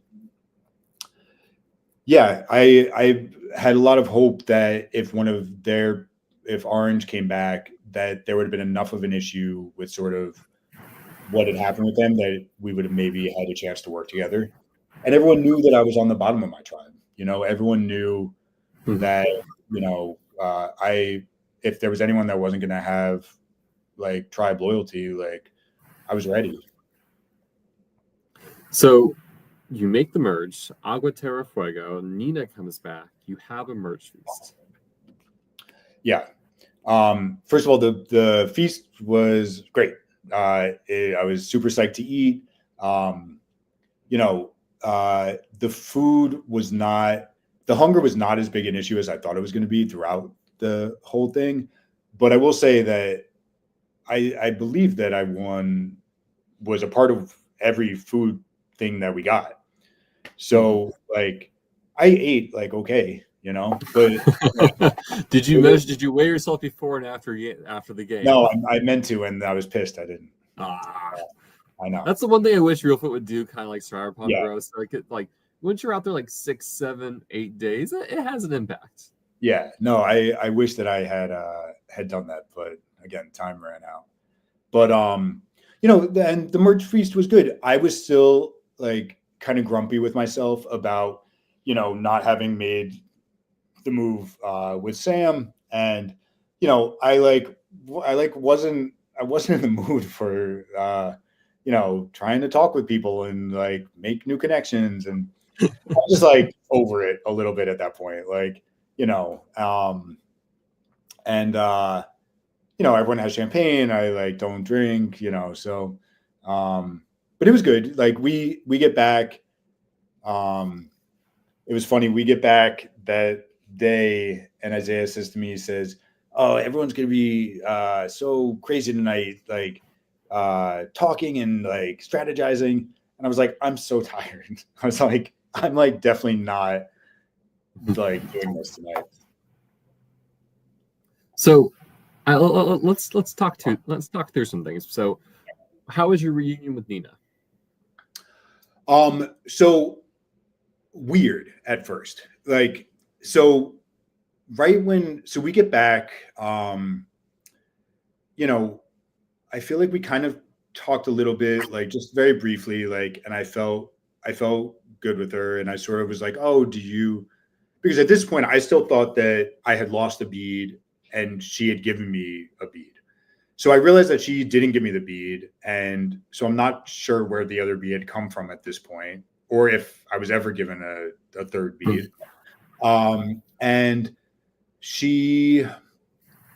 I was asking her if she had any bead, and she said no. They took them all when we left, or when we got to the Outcast tribe. But I knew they hadn't taken them because Trav had given me his at least. So it felt like she wasn't being totally clear with me. And then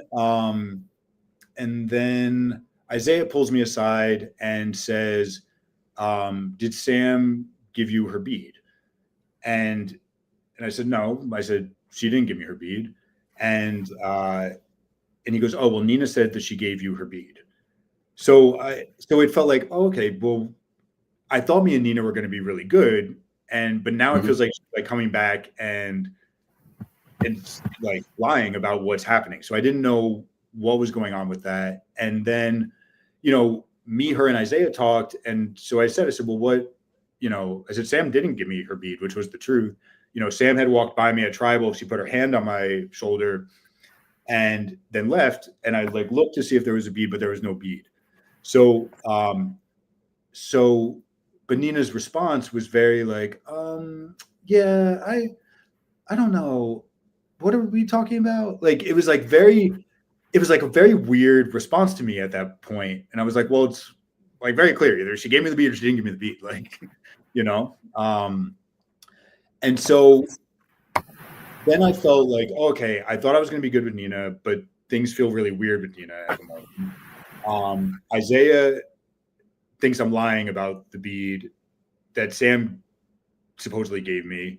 Maybe Sam did leave me a bead, and now I've lost 2 beads. Like that beginning of that merge was like awful for me, And Ghost Island someday. I pieces of idols that Rob lost. Yeah.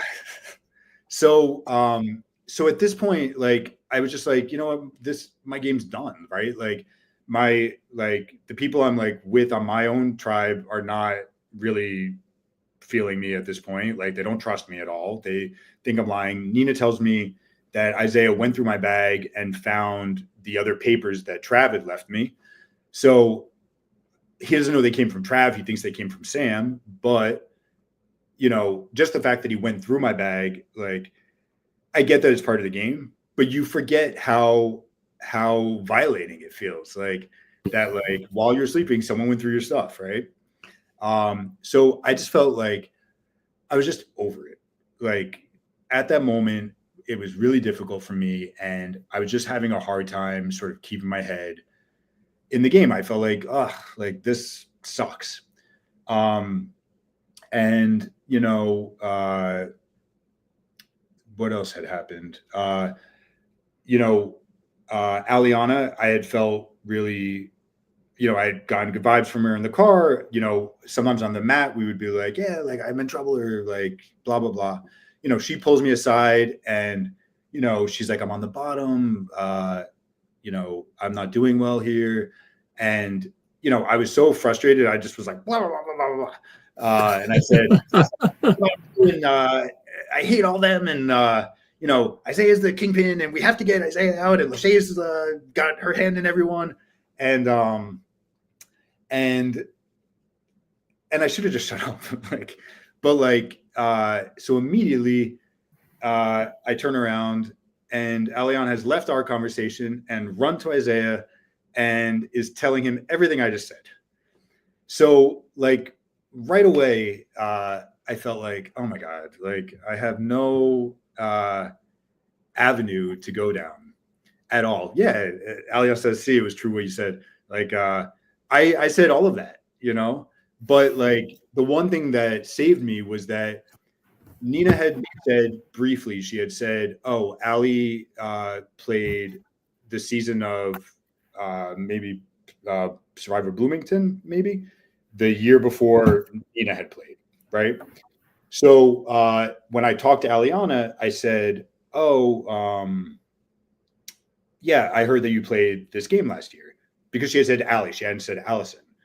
So that mess up, like, ended up saving me a little bit, because when Aliana ran to Isaiah to go tell him, she also said, oh, and Rob's saying that I played all these games, right? But Isaiah knew that I knew she had only played one game before.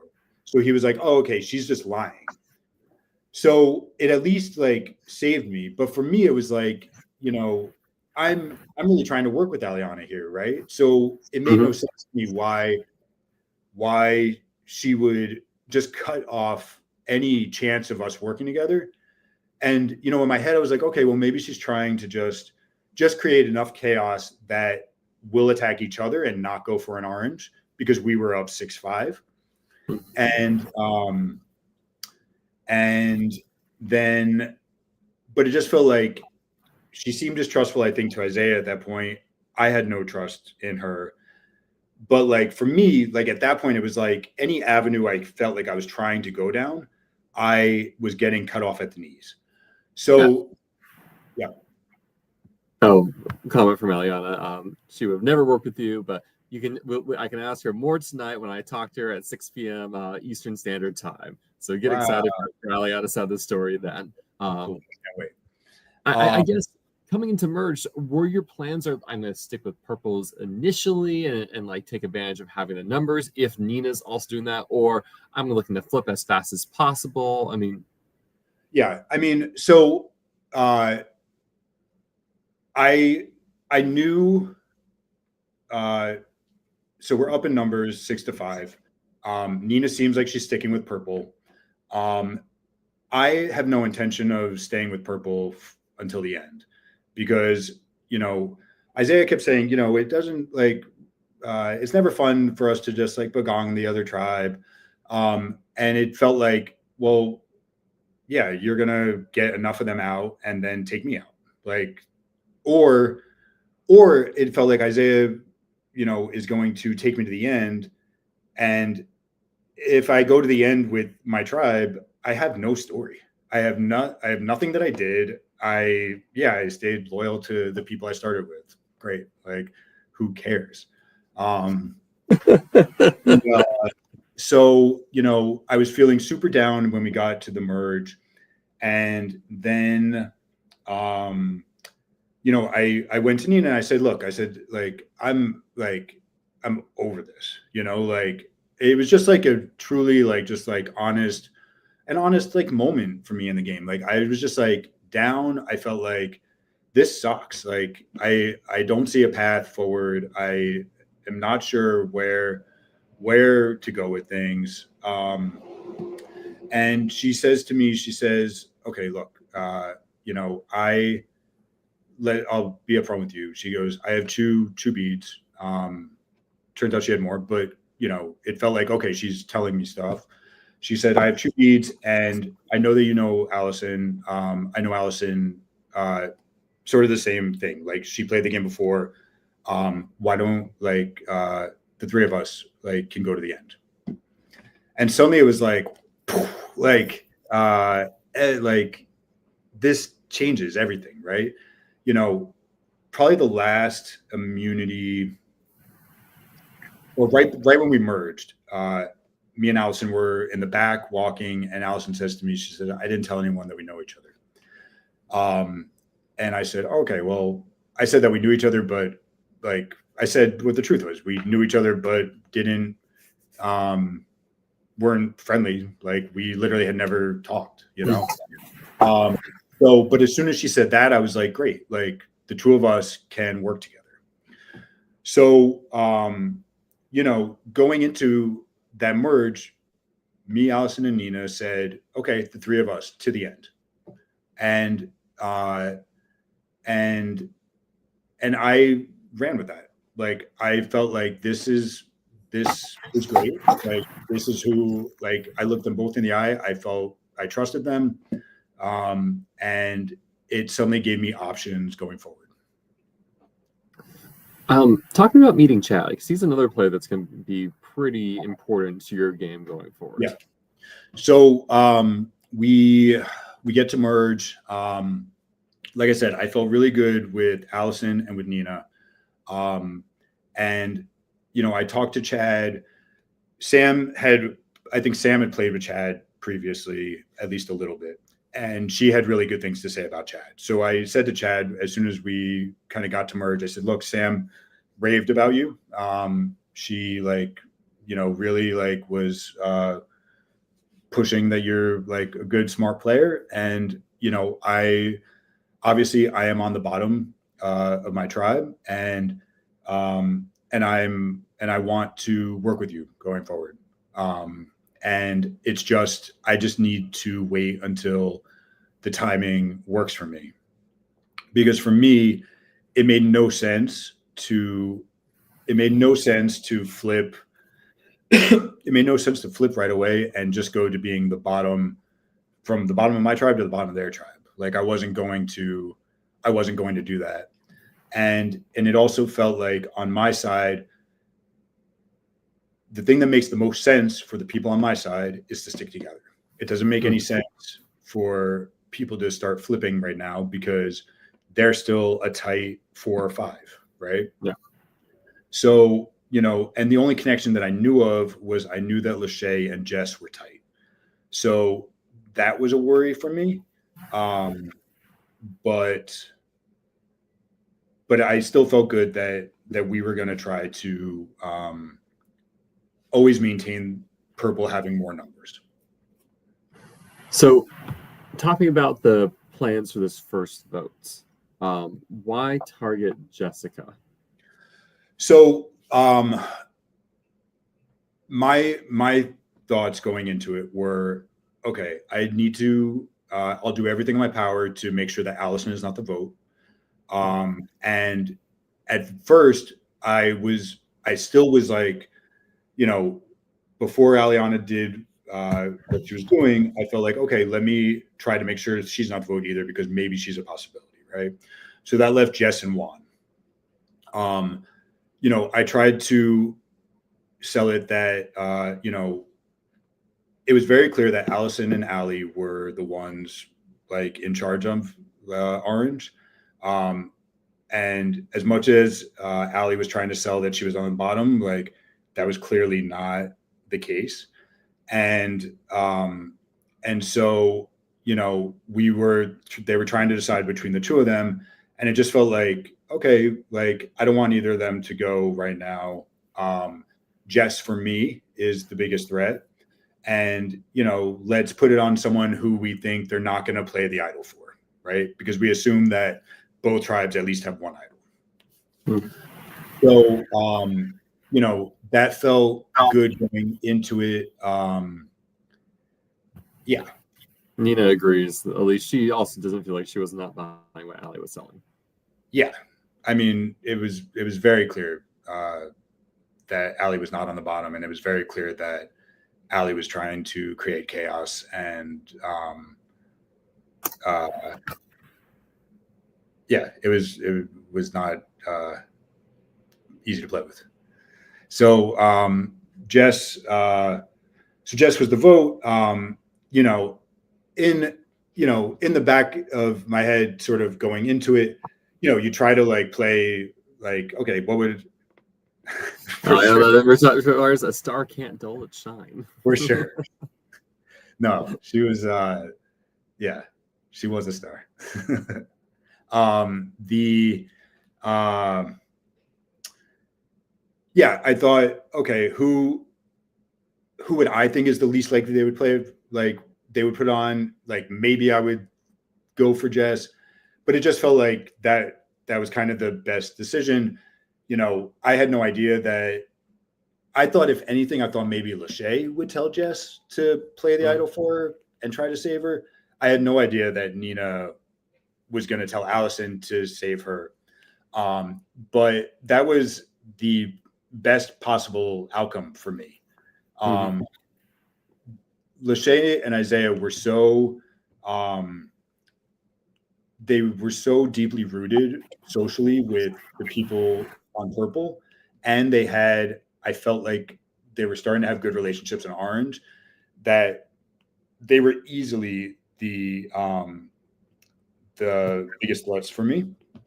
So, and I had a good relationship with Lachey, especially like personally. I felt really solid with her. I felt like, we were getting closer. I felt like one-on-one, just sort of as humans, I felt really good with her. It just was so hard game-wise to connect, because she just had so many people ahead of me that it just felt like I don't know where to go with her, but I also don't necessarily want to be the person voting her out.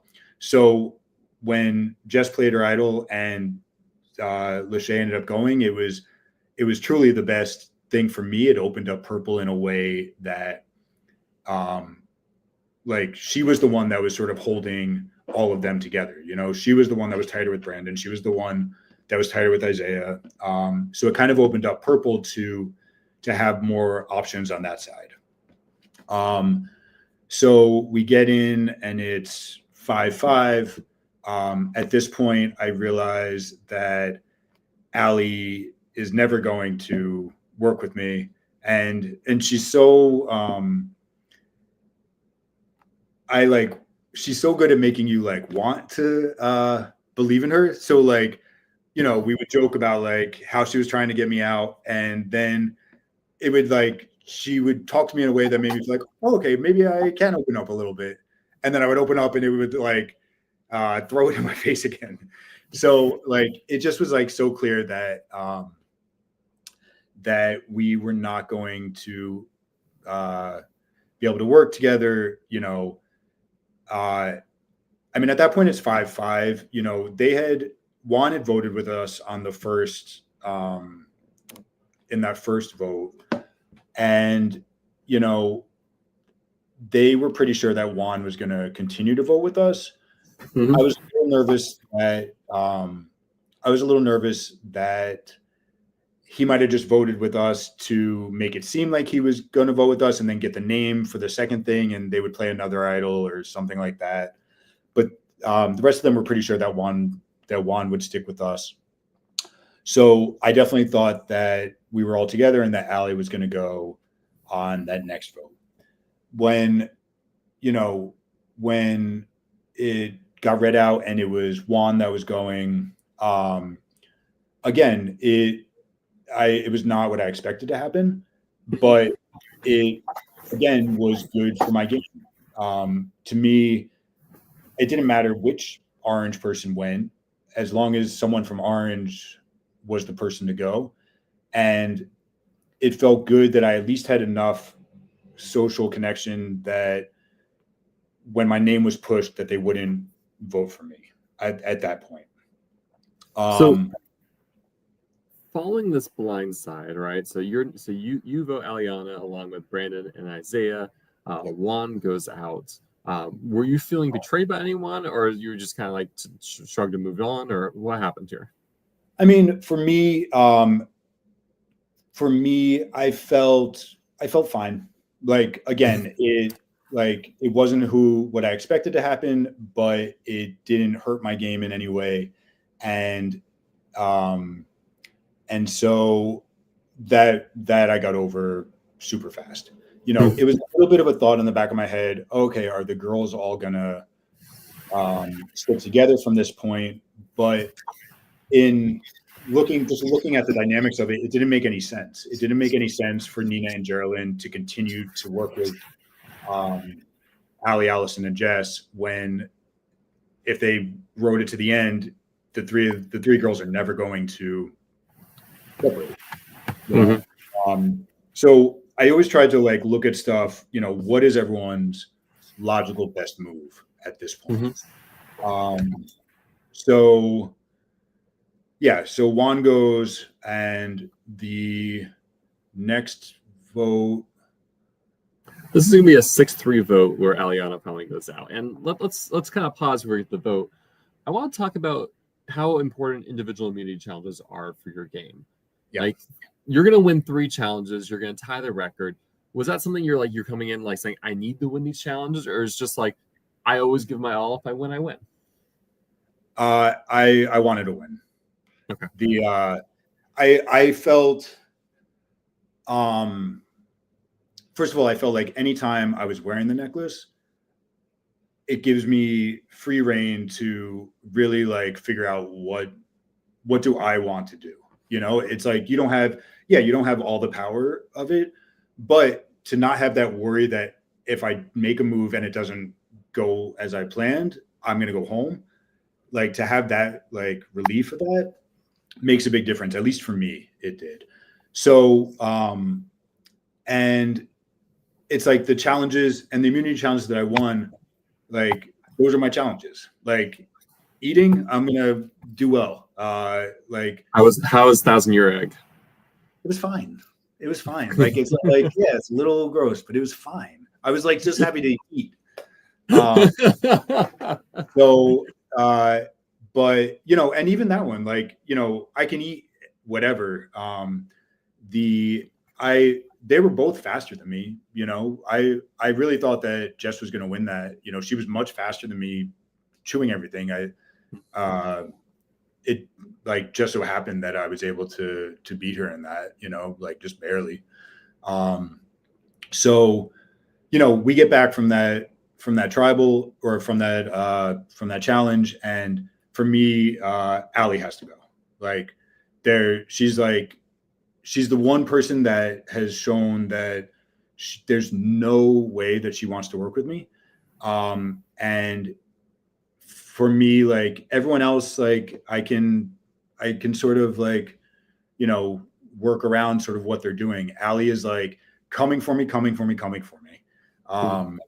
And so for me, like she had to be the one that went. And also, me and Allison at this point, we kind of check in with each other here and there, but it never felt like, I always felt like once we made that threesome that we were going to go to the end. It still felt like I wasn't totally sure if she felt that way. And so we needed to get out the people that she had. And it was very clear her and Allie were super tight. It was very clear her and Jess were super tight. So you were sold in the final three. You're like, I think this would be a good final three for me. It was just more of forcing Allison to also have to roll with you into the final three. Yeah. And the thing was that, I had no idea what Allison's game was like in pre-merge. I knew that she was very tight with everyone. I knew that she had to have been playing a really good game, but I didn't really know what it was. And so, and I knew that going just based on what the numbers were, we were always going to have more control over that game than she was getting. Mm-hmm. And so when as the merge is progressing, are you really kind of like, if you're thinking like, hey, I think Allison's someone I want to be at the end with, that we made this agreement, are you really like paying attention to her game and seeing what she's doing then to try to get a read on what she might be pitching against you?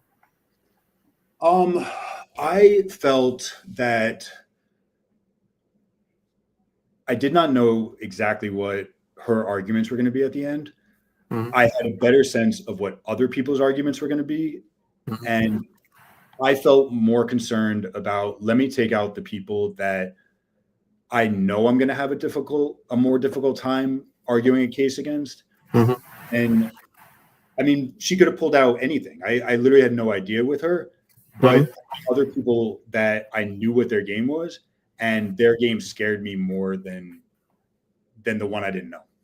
So what were some players you felt like you did a good read on how they would pitch at the end? I mean, I knew Isaiah was the one that had to go. Like socially, he was on point. He's a smart guy, and and he was winning challenges. Mm-hmm. So he was someone I was worried about. Nina, I felt like me and Nina had worked pretty much in lockstep. And so a lot of our moves were similar. Like I felt like I was more vocal about the Isaiah moves. So I felt like maybe I could claim that over her, but just the moves I knew she had, her coming back from the Outcast tribe, Reelfoot has a history of the people that have come back in have won. So obviously, I can use the argument that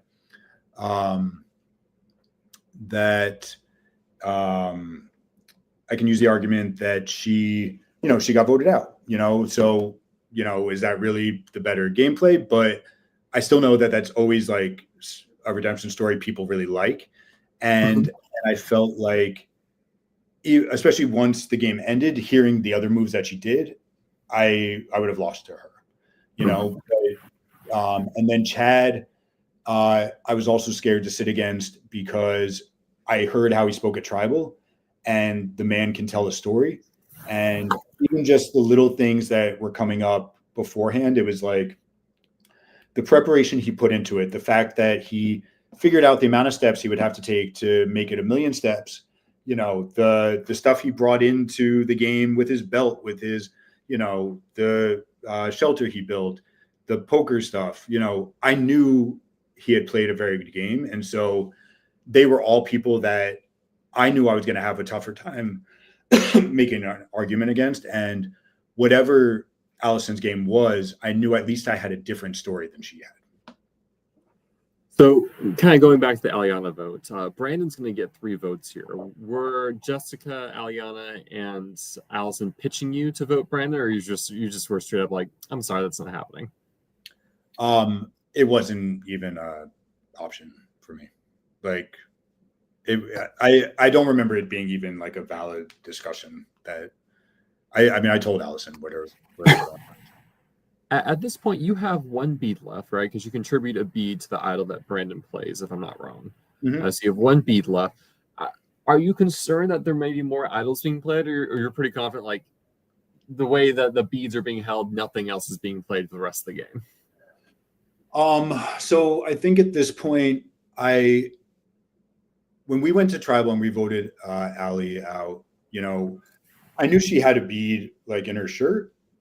And so there was a part of me that felt like I hope that she's not going to play an idol. I knew that Chad had 2 beads. I knew that he had 2 beads.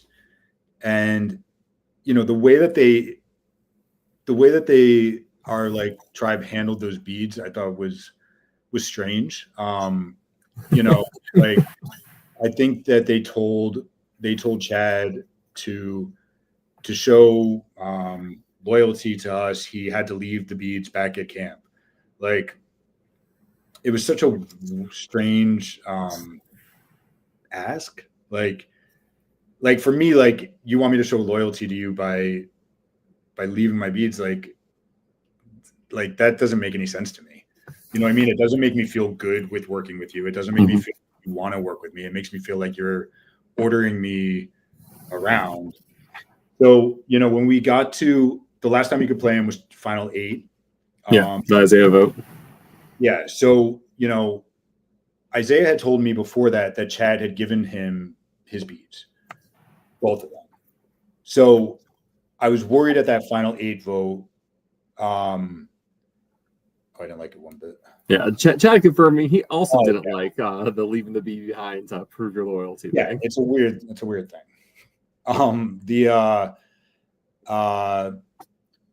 So I win that final 8 immunity.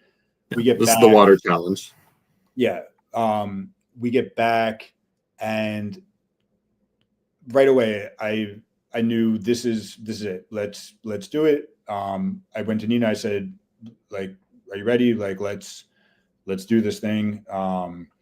And there was like a little hesitation of like, is this going to, Isaiah is clearly the biggest threat for everyone.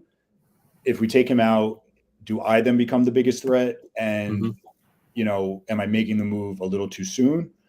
But I just felt like if we don't make it now, while we have the opportunity, I don't want to walk out of this game not having made that move. Like, I just don't want to do it. Even if I'm next, like So this is making up for the 2 missed opportunities pre-merge to do something. Like, it's happening here. Yeah, this is my like redemption for Trav. Like, let's do this. But I was worried that he would have an idol. So he had mentioned that he thought he had lost one of his beads. I went to Chad. I said, look, like, did you give him both of your beads? Like, is it possible that he's going to play an idol right now?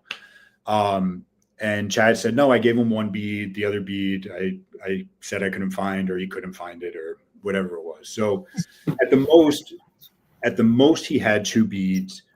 I thought that Geraldine still had a bead. So I didn't want to tell Geraldine because I was afraid that her and him were tight and she would try to save him.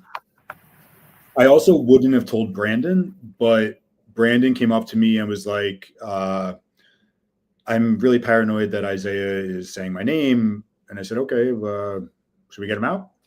And he was like, yeah, like let's get him out. So looks like Aliana got her beat back from Chad. So okay, good. So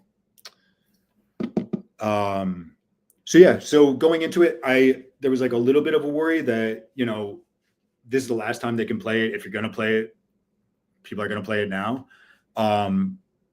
But yeah, so, and once we took Isaiah out, everything felt, I could like see the path.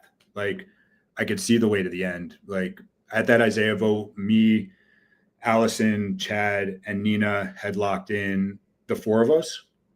And we said, we're going to ride this to the end. And I felt really good. I felt really good going with that four. So yeah, but like for me, like the Isaiah vote was like really like, this is where like my game can like kick into high gear and like I actually have a chance at this. So the last challenge of day 6, this is I believe the balance the ball, the disc challenge, which you also win. So you've had 3 in a row. And this is where the vote where Jessica goes home. How does that come about? Yeah. So first of all, before that challenge, they say everyone who's gotten voted out has voted. They've given a point to people, whoever has the most points. If you drop out, you'll win an advantage.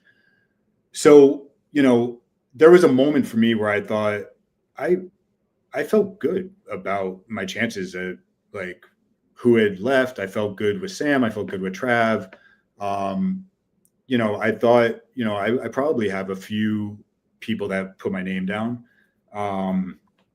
But, you know, I had done this challenge in Survivor New York and had lost it, but we had gotten like 4 balls on the thing. And I knew I could do well at this challenge. So, so I figured it was a better risk for me to try to win. They did say if I had dropped out with Chad that I had like 6 of the people, so I would have gotten it anyway. But I felt good about, you know, what had happened there. You know, me and Chad got to go on the like movie night, and, you know, it was really nice. It was really nice to have that time to just not, you know, I kind of went into it thinking, oh, okay, we're going to talk and strategize. And, but it was just chill, you know, like we just like enjoyed the movie, enjoyed the snacks. Aliana's saying she gave her stamp to you. That is a blog. I can't wait to hear why.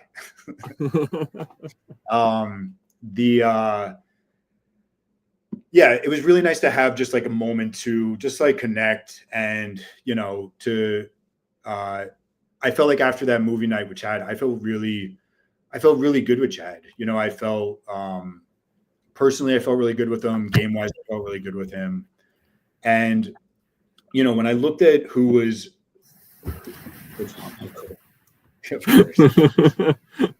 when I looked at who was left in the game, you know, the biggest threats to me were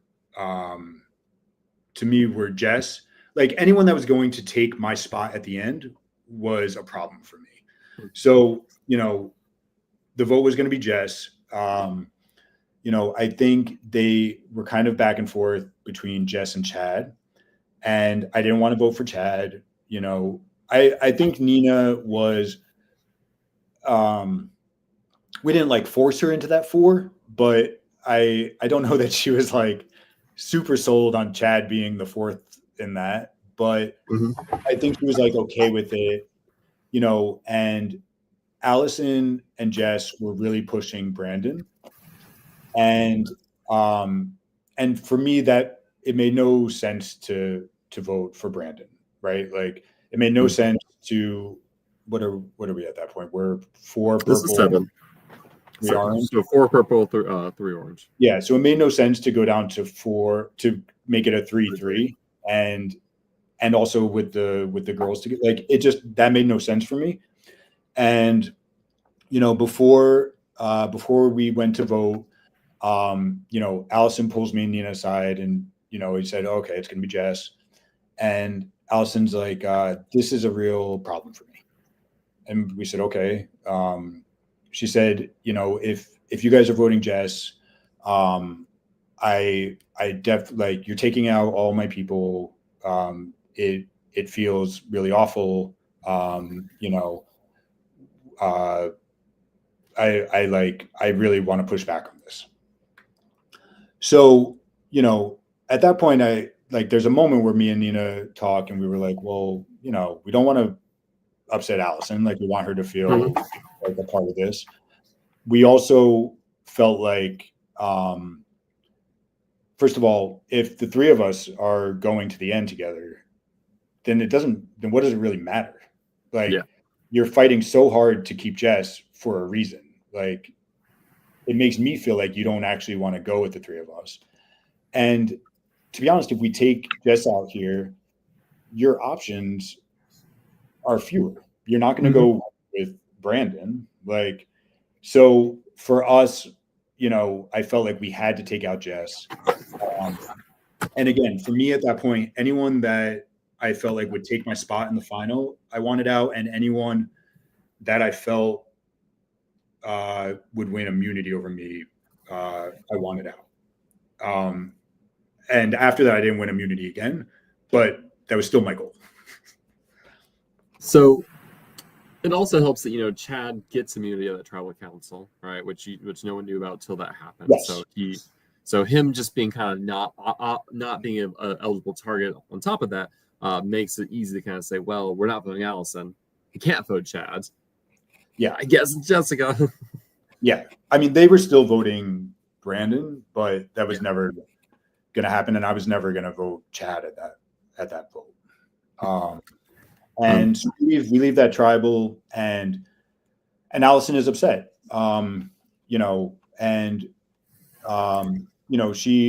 She says to me at that point, she says, I feel like you guys are controlling the votes. I don't have the agency like with this. And I felt at that point, I felt like, I don't want her to feel that way. Like, that's not a good feeling in this game. Like, as much as, I'm hoping that if we get to the end together, I'm hoping I have enough of a story to beat you.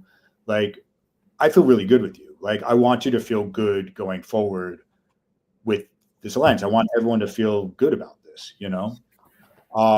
So, I think that night was a little rough. And so, yeah. So then the next day when we get to go the next day, you have you're moving out with Chad. You end up having two movies that you kind of let him choose between. Talk about this movie night experience. I mean, the movie choices were not like tremendous. And I think I wanted, he said I could pick.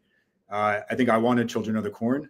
But he had a valid point that might not be the best choice for us to do when we're sitting in cornfields. We went with the comedy, but it was super good. The movie was good. And I was proud of myself. I almost made it through the whole thing without falling asleep. So yeah, I was happy about that. So, end of day 6, you're at the final 6. I mean, it feels, if I had the it seems like the kind of pecking order for you, it's you. I mean, I guess I'll let you say. How would you rank the remaining 5 players of the game and their importance to your game? I would say at that point, Allison, Nina, Chad, Brandon, Geraldine. And so, is that you don't know if it's a final 3, final 2 yet. I mean, if it's a final 3, were you thinking you, Allison, Chad, you, Allison, Nina? If it was a final 3, I was thinking me, Allison, and Chad, because because I just felt like my story against Nina is a tougher one to tell the difference about, and I felt like that's what I had the best chance at least telling a story that was worth a win. And so, did the eliminations from the final 6 onwards kind of match what you wanted, or did anything happen that wasn't expected for you? No, I mean the order that people went out from Isaiah was the order that I wanted it out. You can see the order from Aliana onward. Yeah. So your immunity wins at 9-8-7 are really big wins, right? Because from the final 6 onward, you kind of have this majority, you kind of locked in. Had you not won 9-8-7, do you think your name would have come up? Yeah. I'm not. I still think that Isaiah was a more threatening player than I was, even though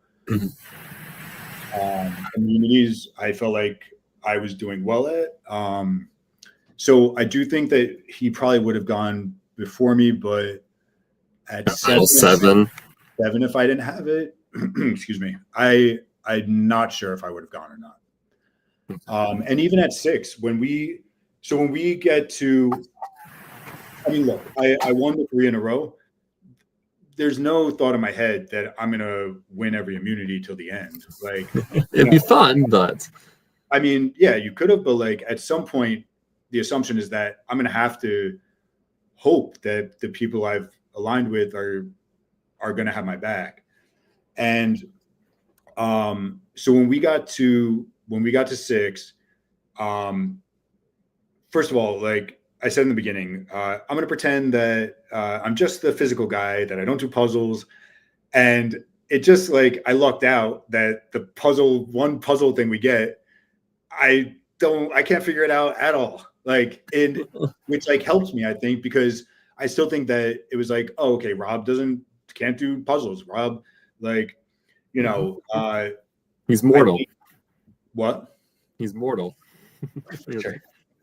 But like Rob can't speak at tribal. Like we ask him questions at tribal and he doesn't speak well, I think all of that played very well for me. When we started it, Nina, my one thing going into that immunity was it just can't be Brandon. It just can't be Brandon that wins, because Brandon's my best option. If I'm going to have a chance of getting through this, Brandon's the option that I can get out. Mm-hmm. So, we get through that. You see Allison and Geraldine are helping Nina with her water, right? Mm-hmm. At the beginning of the thing. So when they started doing that, I got really nervous because I thought, okay, are they just trying to help her so that I so I don't win? And that felt like a little odd for me. And so we finish up Nina's one immunity, and and I go to talk to Brandon, and Brandon immediately is like, it's you, like, I'm not gonna go to Rocks, like if you can get the girls to go, because at this point we still have the 4 purple. Yeah. He's like, if you can get, he's like, I don't think they're gonna do that. So he's already given up on any chance of anything happening for me. Chad and I were getting water, and Chad says, I said, look, like, I know I'm nervous about, what the vote is at this point. I know that, I've just won 3 in a row. Obviously, I'm a threat with that. But, I still think it's helpful for your game to keep me in here, because if they're going for me next, you're probably pretty close after. And, he said, I forget his exact wording of it, but it was essentially like man to man, like I'm not voting for you this time. Mm-hmm. And that meant a lot for me. Like it meant a lot in the sense of I trusted that he said that. And for me, at least to know, okay, I know he's not going to vote for me. So now I have to trust the girls. I have to trust that Allison and Nina are gonna ride with me. I have to trust that they think that they can beat me, like, because that's always for me, like, the only way they're going to stay with me is if they think they can beat me at the end, and for me, like, my biggest asset at that point is that I can sell that I'm going to say I physically did the challenges, right? Like, no, in the end, I don't think most people care if you've won every challenge. Like, they care how you made them feel. They care how you played strategy. They care about a lot of other stuff. Like, maybe challenges come in a little bit, but not really. And, I think at that point, people felt good. I think they felt good about getting to the end with me. And I was solid with them. Like, I wasn't gonna turn my back on them. And so when we voted, and I saw that the four of us stuck together to get Brandon out, I felt like like we can do this, like, suddenly, like, there were still like ways that it wasn't going to work, but I knew as soon as I didn't get that vote, when I didn't have that necklace, I felt like, oh, okay, I have a shot at this, because for me, it was like, of course you take me out. Like, so once that happened, I was like, oh, okay, like, this could really happen, So Brandon goes out 4-2. You catch your first 2 votes of the game, I believe. At the next challenge, Allison wins, though it's pretty close. You're neck and neck with her at the end. I was mad to lose that one. There's a lot of denial of you setting a record here at Reelfoot in this last day. It's killing me.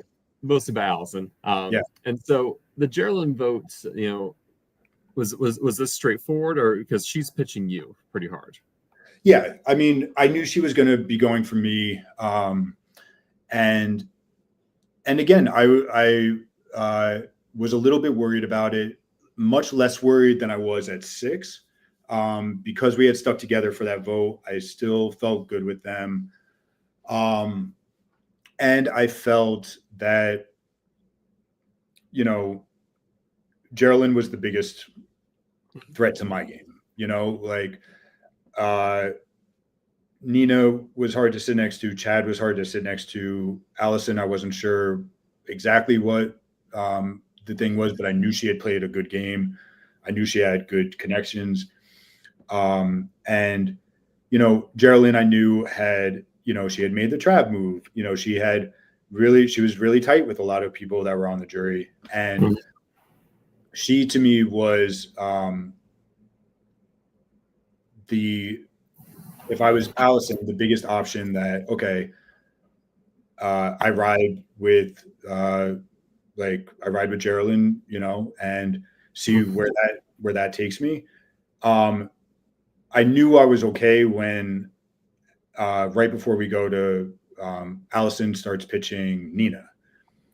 And once she started pitching Nina to me, I was like, oh, like, I'm fine. Like, this isn't going towards me. Like, and at that point, like, I considered it for a second, but then it was like, it makes no sense. It makes no sense for me to vote Nina. Like, you're not going to, I know if you're wanting to go for Nina now, when it comes to a final 3, a final whatever, you don't want to sit next to Nina at the end. Yeah. That's clear. Like, you may want to sit next to Geraldine over me. But you're not going to want to sit next to Nina over me. Like, so I'm not taking Nina out now. And then the Geraldine vote was like, I could tell that Nina was like, was upset about it. And then, when she got voted out and was like, saying how she was the alternate, and like, I mean, she like kicked ass at the game. You know what I mean? Like, she like, absolutely had a valid argument at the end against any of us, you know. So it felt like for me, like I had to try to get her out at that point. You roll straight into your Final Four immunity, the Fallen Comrades Challenge, which Chad wins, and then you have his vote pretty much straight after. Do you think things would have been different had there been more time? No. Okay. No. I at 4. The only way that went bad for me, I think, is if Nina wins. I think if Nina wins, I think I go home.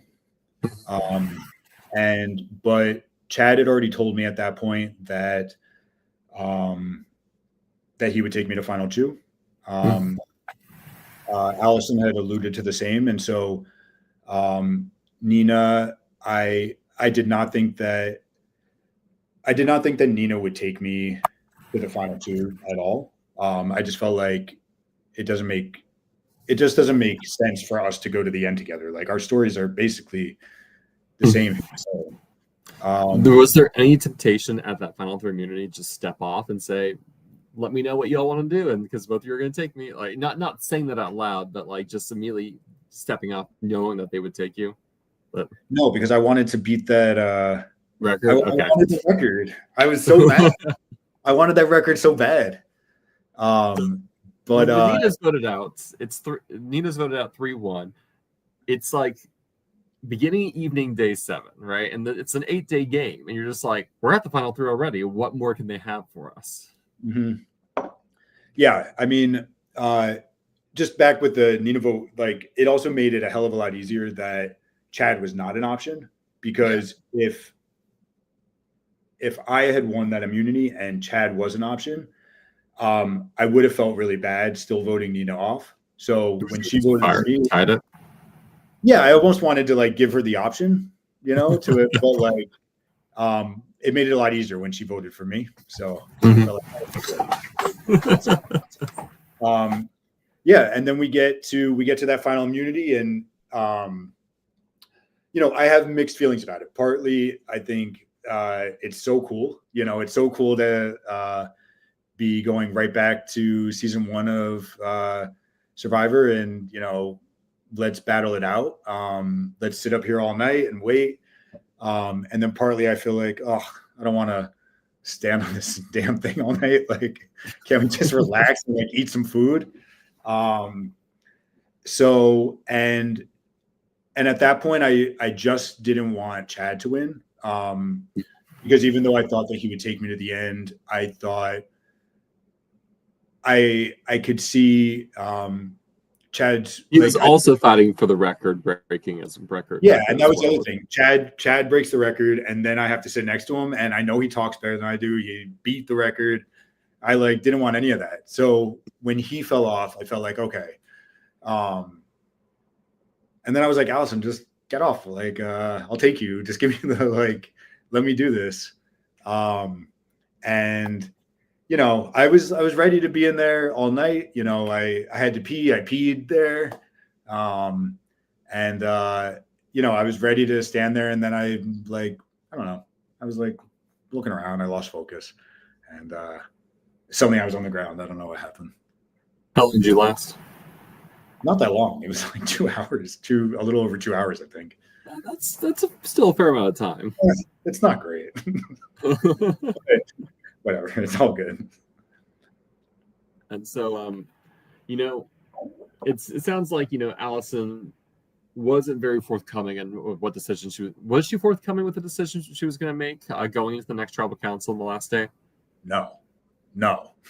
That night was torture.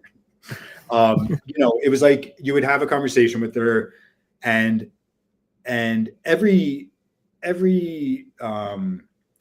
you know, body language, you know, the smiles, like everything was telling me she's going to take me.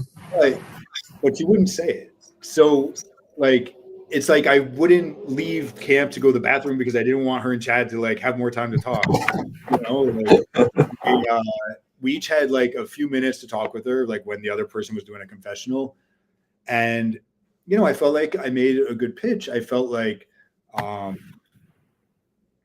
I felt really good about it. I felt like, it's cool that at Merge we said we're going here and then we did it. I felt really good about all of it. But in the back of your head, you're like, well, I don't know. I mean, you watched me win Surviving New York. Like, maybe she's not going to take me, And I didn't have a good read on, when I watched it back later, like I watched some of the confessionals and stuff like that, and like right before we go, she says, if I go against Chad, he'll get 1 or 2 votes. If I go against Rob, he'll get no votes. But in my head, I don't have a good sense of what she thinks my argument is. I still don't have a total sense of like exactly what her argument is. So I had no idea. I did think that she had a better chance against me than she did against Chad. So Chad is voted out, and it's you and Allison in the final 2. The jury is made up of 5 members from your original tribe, 3 members, 4 members from the other tribe. But that's not clear. It's going to be like everyone's voting down tribal lines. It never is. And so I'm curious, like you've been to a lot of final tribal councils at this point, and you've been successful in final tribal councils. What is your philosophy or approach to a final tribal council? So going into the final tribal, I feel like people want to hear a story. People want to hear, tell me how you got here in a way that makes me root for you, whatever that is. Like, I don't think you have to have made the biggest move of the game. I think you have to be able to explain the moves you did make, and also like I felt like I play a pretty upfront game for the most part. Like I lie when it's absolutely necessary, and and I really try to like work to build up something socially with people. But going into that final tribal, like I had no clue how it was going to be, right? Like I figured Allison definitely had Jess. She definitely had Aliana. I thought Nina was up for grabs. I didn't know. I thought maybe I had her, but again, I wasn't sure. Juan, I actually thought would vote for me because I thought him and Allison had more of a tiff than maybe they had. Chad, I thought was hers, but was up in the air. And then Geraldine, I thought was hers, just because we connected, but it was like we, for whatever reason, we just never like connected as much as I would have liked, and her and Allison seemed closer. So, and she had voted for me like every time. So, and I really thought Isaiah and Lachey were going to be the deciders in the end, and I just didn't know I just had no idea where they were going to go. I thought maybe Isaiah would respect the game that I played, and that like I had to get him out. And I thought Lachey might feel the same, but I had no idea. And and I also had no idea what Allison's argument was going to be.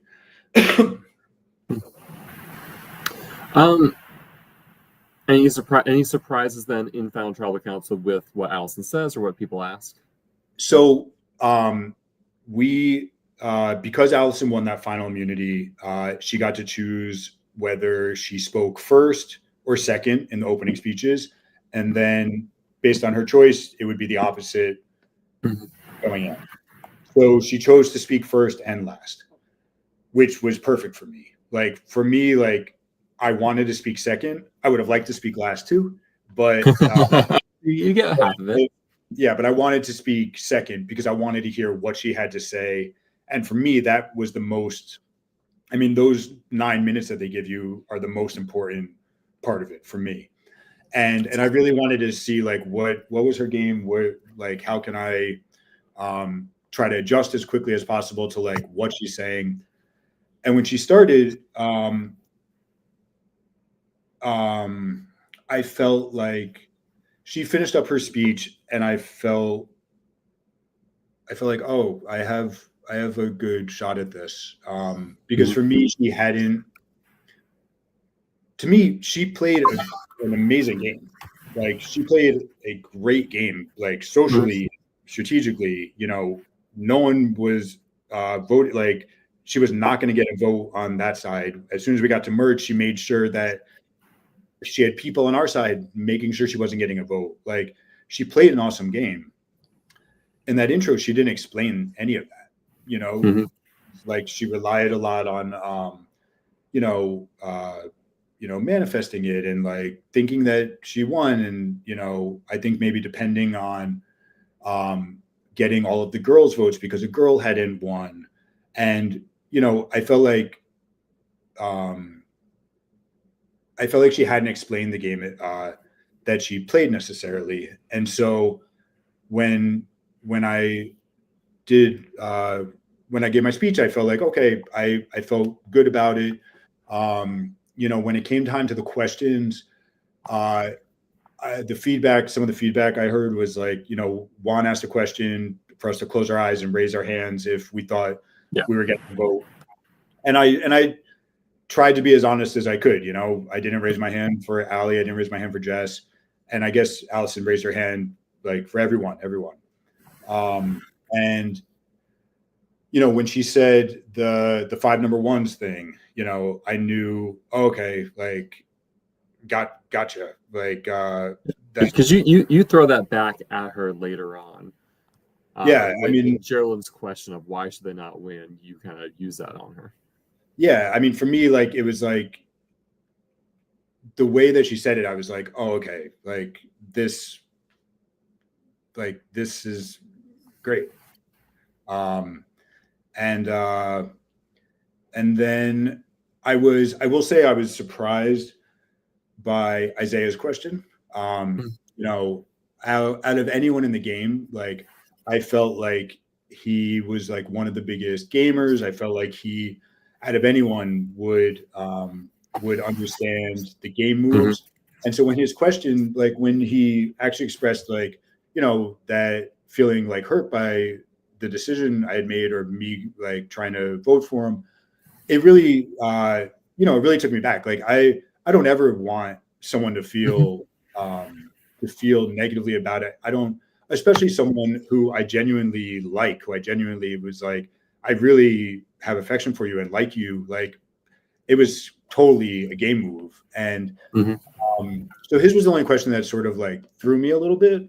And then I was like super happy with like my final thing. Like when they told us the story in the beginning of the spider and the snake, and it was like, I was like, I know, like if one of us gets the end, like we have to use the fact that the spider wins, you know. And so it felt, I left that like final tribal feeling great, like feeling like I don't know if I won, but I put everything out there that I could possibly put out there. And if I lose now, then I lose, you know. Did you have predictions on what the vote count would be? Like you're like, if I win, it's gonna be like a 5-4 at best. I honestly left that tribal feeling, I felt really good. I still felt like I wasn't going to get Allie's and I wasn't going to get Jess's. And I felt good about the rest. I mean, I didn't necessarily think I was going to get all the rest, but I felt pretty good. You end up getting 6 of the votes, right? You get all your initial Purple Tribe members, and you are able to flip Chad as well. Juan And as you kind of surmise, Jess and that Aliana voted for Allison at the end there. Yeah. And with that, you are the victor. Yeah. How was the after party? I mean, it's so cool. I mean, like the lows that I had in the game like felt so low for me to like get to the end and get the like win at the end was so cool. Like I mean, this one felt like really like I worked my ass off to get it, and I felt good about it. You know, they do like superlatives at the end, and they gave me most likely to get on the show, the CBS show, which like felt really cool. So hopefully Allison can help me manifest that to happen. I mean, yeah. No win is ever easy. But looking at the 3 games you have played and got to end and won, like I know Reelfoot empirically was the longest and the hardest physically, but you know what game do you think was your hardest path to the end? This was. Okay. This was the one that I was like expecting to go home. Mm-hmm. Like this was the one that like up until the Isaiah vote felt like, oh, like what am I doing? You know, like losing the beats, I just felt like I was like falling apart, you know. What was I going to say? So, yeah, no, I think it's interesting because like that final 9 vote is such a turning point, and it's like you don't need the full game to be perfect. You're just like you need to take the moment you have and run with it to the end. Yeah. I'm curious if you go on CBS Survivor. All right, Jeff Probst is the biggest fan of big moves. And the way you're describing the game, I think feels the way I like to describe the game, where it's not about coming in and say, look at these big things I did, but rather let me sell you on the entire game. If Jeff Probst asked you something about big moves, how would you respond? I think that you need to have one big move to clinch something, whether it's an idle play, whether it's a secret alliance, whether it's one thing that you can claim that is yours is enough to win the game, and then it's just like sitting next to people that you can explain your game better. Mm-hmm. So what has your takeaway been from this experience? There's very few moments in my life that I have that feeling of such a high, right? Like, and not the winning part of it, but the, there were moments in some of those challenges, we did the Outcast challenge and I'm doing the Flint and it's behind the thing. And I'm a half an hour or 20 minutes or whatever, going and just like looking back, and everyone's just like, oh, like, what did he do? And like, and then you get it. And like, and then we win that like challenge, like, or like the table maze, and they have 2 of their 3 balls on the thing. And Brandon just like, like puts it up and like gets it and we win. Like, you don't get those moments in life at this point. Like, I don't play sport. Like, I don't get a lot of those moments. And like, those kind of things are like, make all of this like, what? Like, that's so cool, And it's also like, I don't have at 44, like, I don't have like a lot of places that I meet new people. I like meet a lot of people that are passionate about the same things I'm passionate about, that I can sit for 2 hours and talk about one episode of Survivor. Like, like find that has been so cool for me, like has like really opened up a lot of things like to the community, and like feeling really good about it. To be able to like have a place where I can talk about, you know, my sobriety, my like journey, like with drugs and stopping, and like, you know, feeling like if I had seen something and given like, had like some hope that like things could change, you know, all of this is like very, very cool for me, you know? And I have like a lot of gratitude for these games, for like everyone putting it on, like for, you know, I mean, it helps to win, you know? Yes, I agree. But like, there's 18 people. There's only one person who's going to win, Yeah. right? And so it's like still like a lot of you still like how am I going to make a positive experience for myself with a high likelihood like I'm not going to be the victor. Yeah. Absolutely. Is there anything else about your game or your experience out there that we hadn't have a chance to dig into?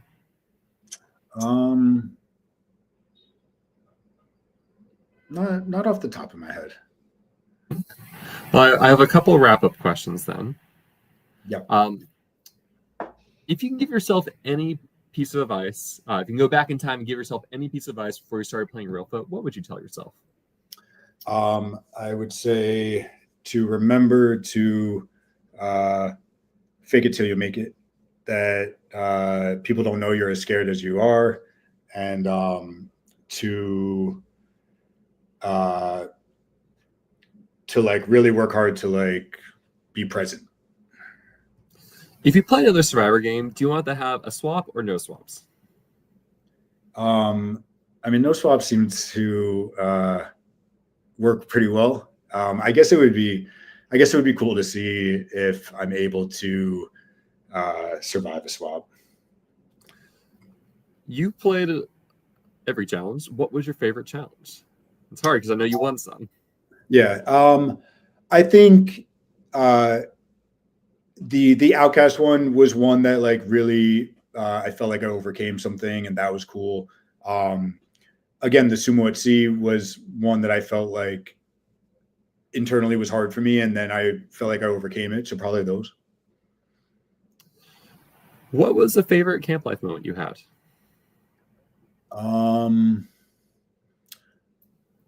Probably like we all like kind of like sat around and like practiced making fire at one point, and like Brandon was kind of like teaching us all how to do that, and so that was like a cool moment. And also making the rice in the morning. I didn't make it, but like I ate it, and so that was good. Because your tribe didn't get the spices for the rice. No, but we would put the garlic pills in it, so it tasted good. Yeah. I still don't know if like garlic pills actually work or not for ticks, but yes, they do make good for rice flavoring. So Yeah. they do have that element. Yeah, it's good. If you open the codex, who would you share the jar of candy with? Sam, because she wanted it so bad. I would have shared it with probably Lachey and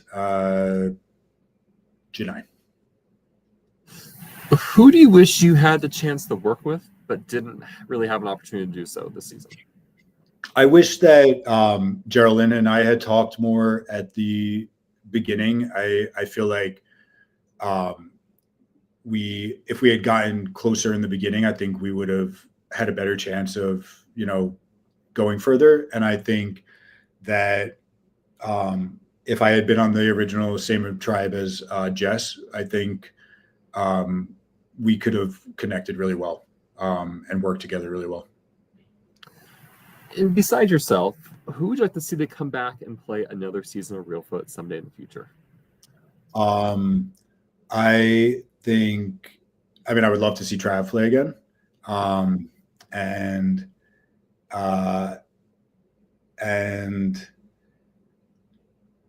Allison. I like always like watching her play. Are you watching Outlast by any chance this season that's airing right now? No, I haven't watched it yet. So like Trav and Lachey and Jess are on it, and like watching the most recent episodes with Trav, I'm like, this is giving me a lot more context for his Reelfoot game right here. Okay. which is how he plays. Yeah. Rob, I think that's all I have. Thank you so much for giving me about 3 hours of your time. I really appreciate it. Yeah, this was I will say this was so much fun. You like made this so easy, and it was like very, very nice. I appreciate it. And you were skeptical that we wouldn't go past 2 hours. I know. I'm so proud. Well, Rob, thank you again. Thank you, everyone who is tuning in and listening. This has been another episode of the Live Reality Game Podcast. This is one of many deep dives of all the different players from Surviving Reelfoot. Tonight at 6 p.m. Eastern Standard Time, I'll be talking to Aliana. On Wednesday, 6 p.m. Eastern Standard Time, I'll be talking to Lachey. I think I have Chad lined up for next Saturday, so there will be more. If you've not heard from me yet, hold tight. I will reach out to you. There's only so many I can do in a week. But Rob, thank you so much, and have a good rest of your day, everyone. Thanks. You too. Bye.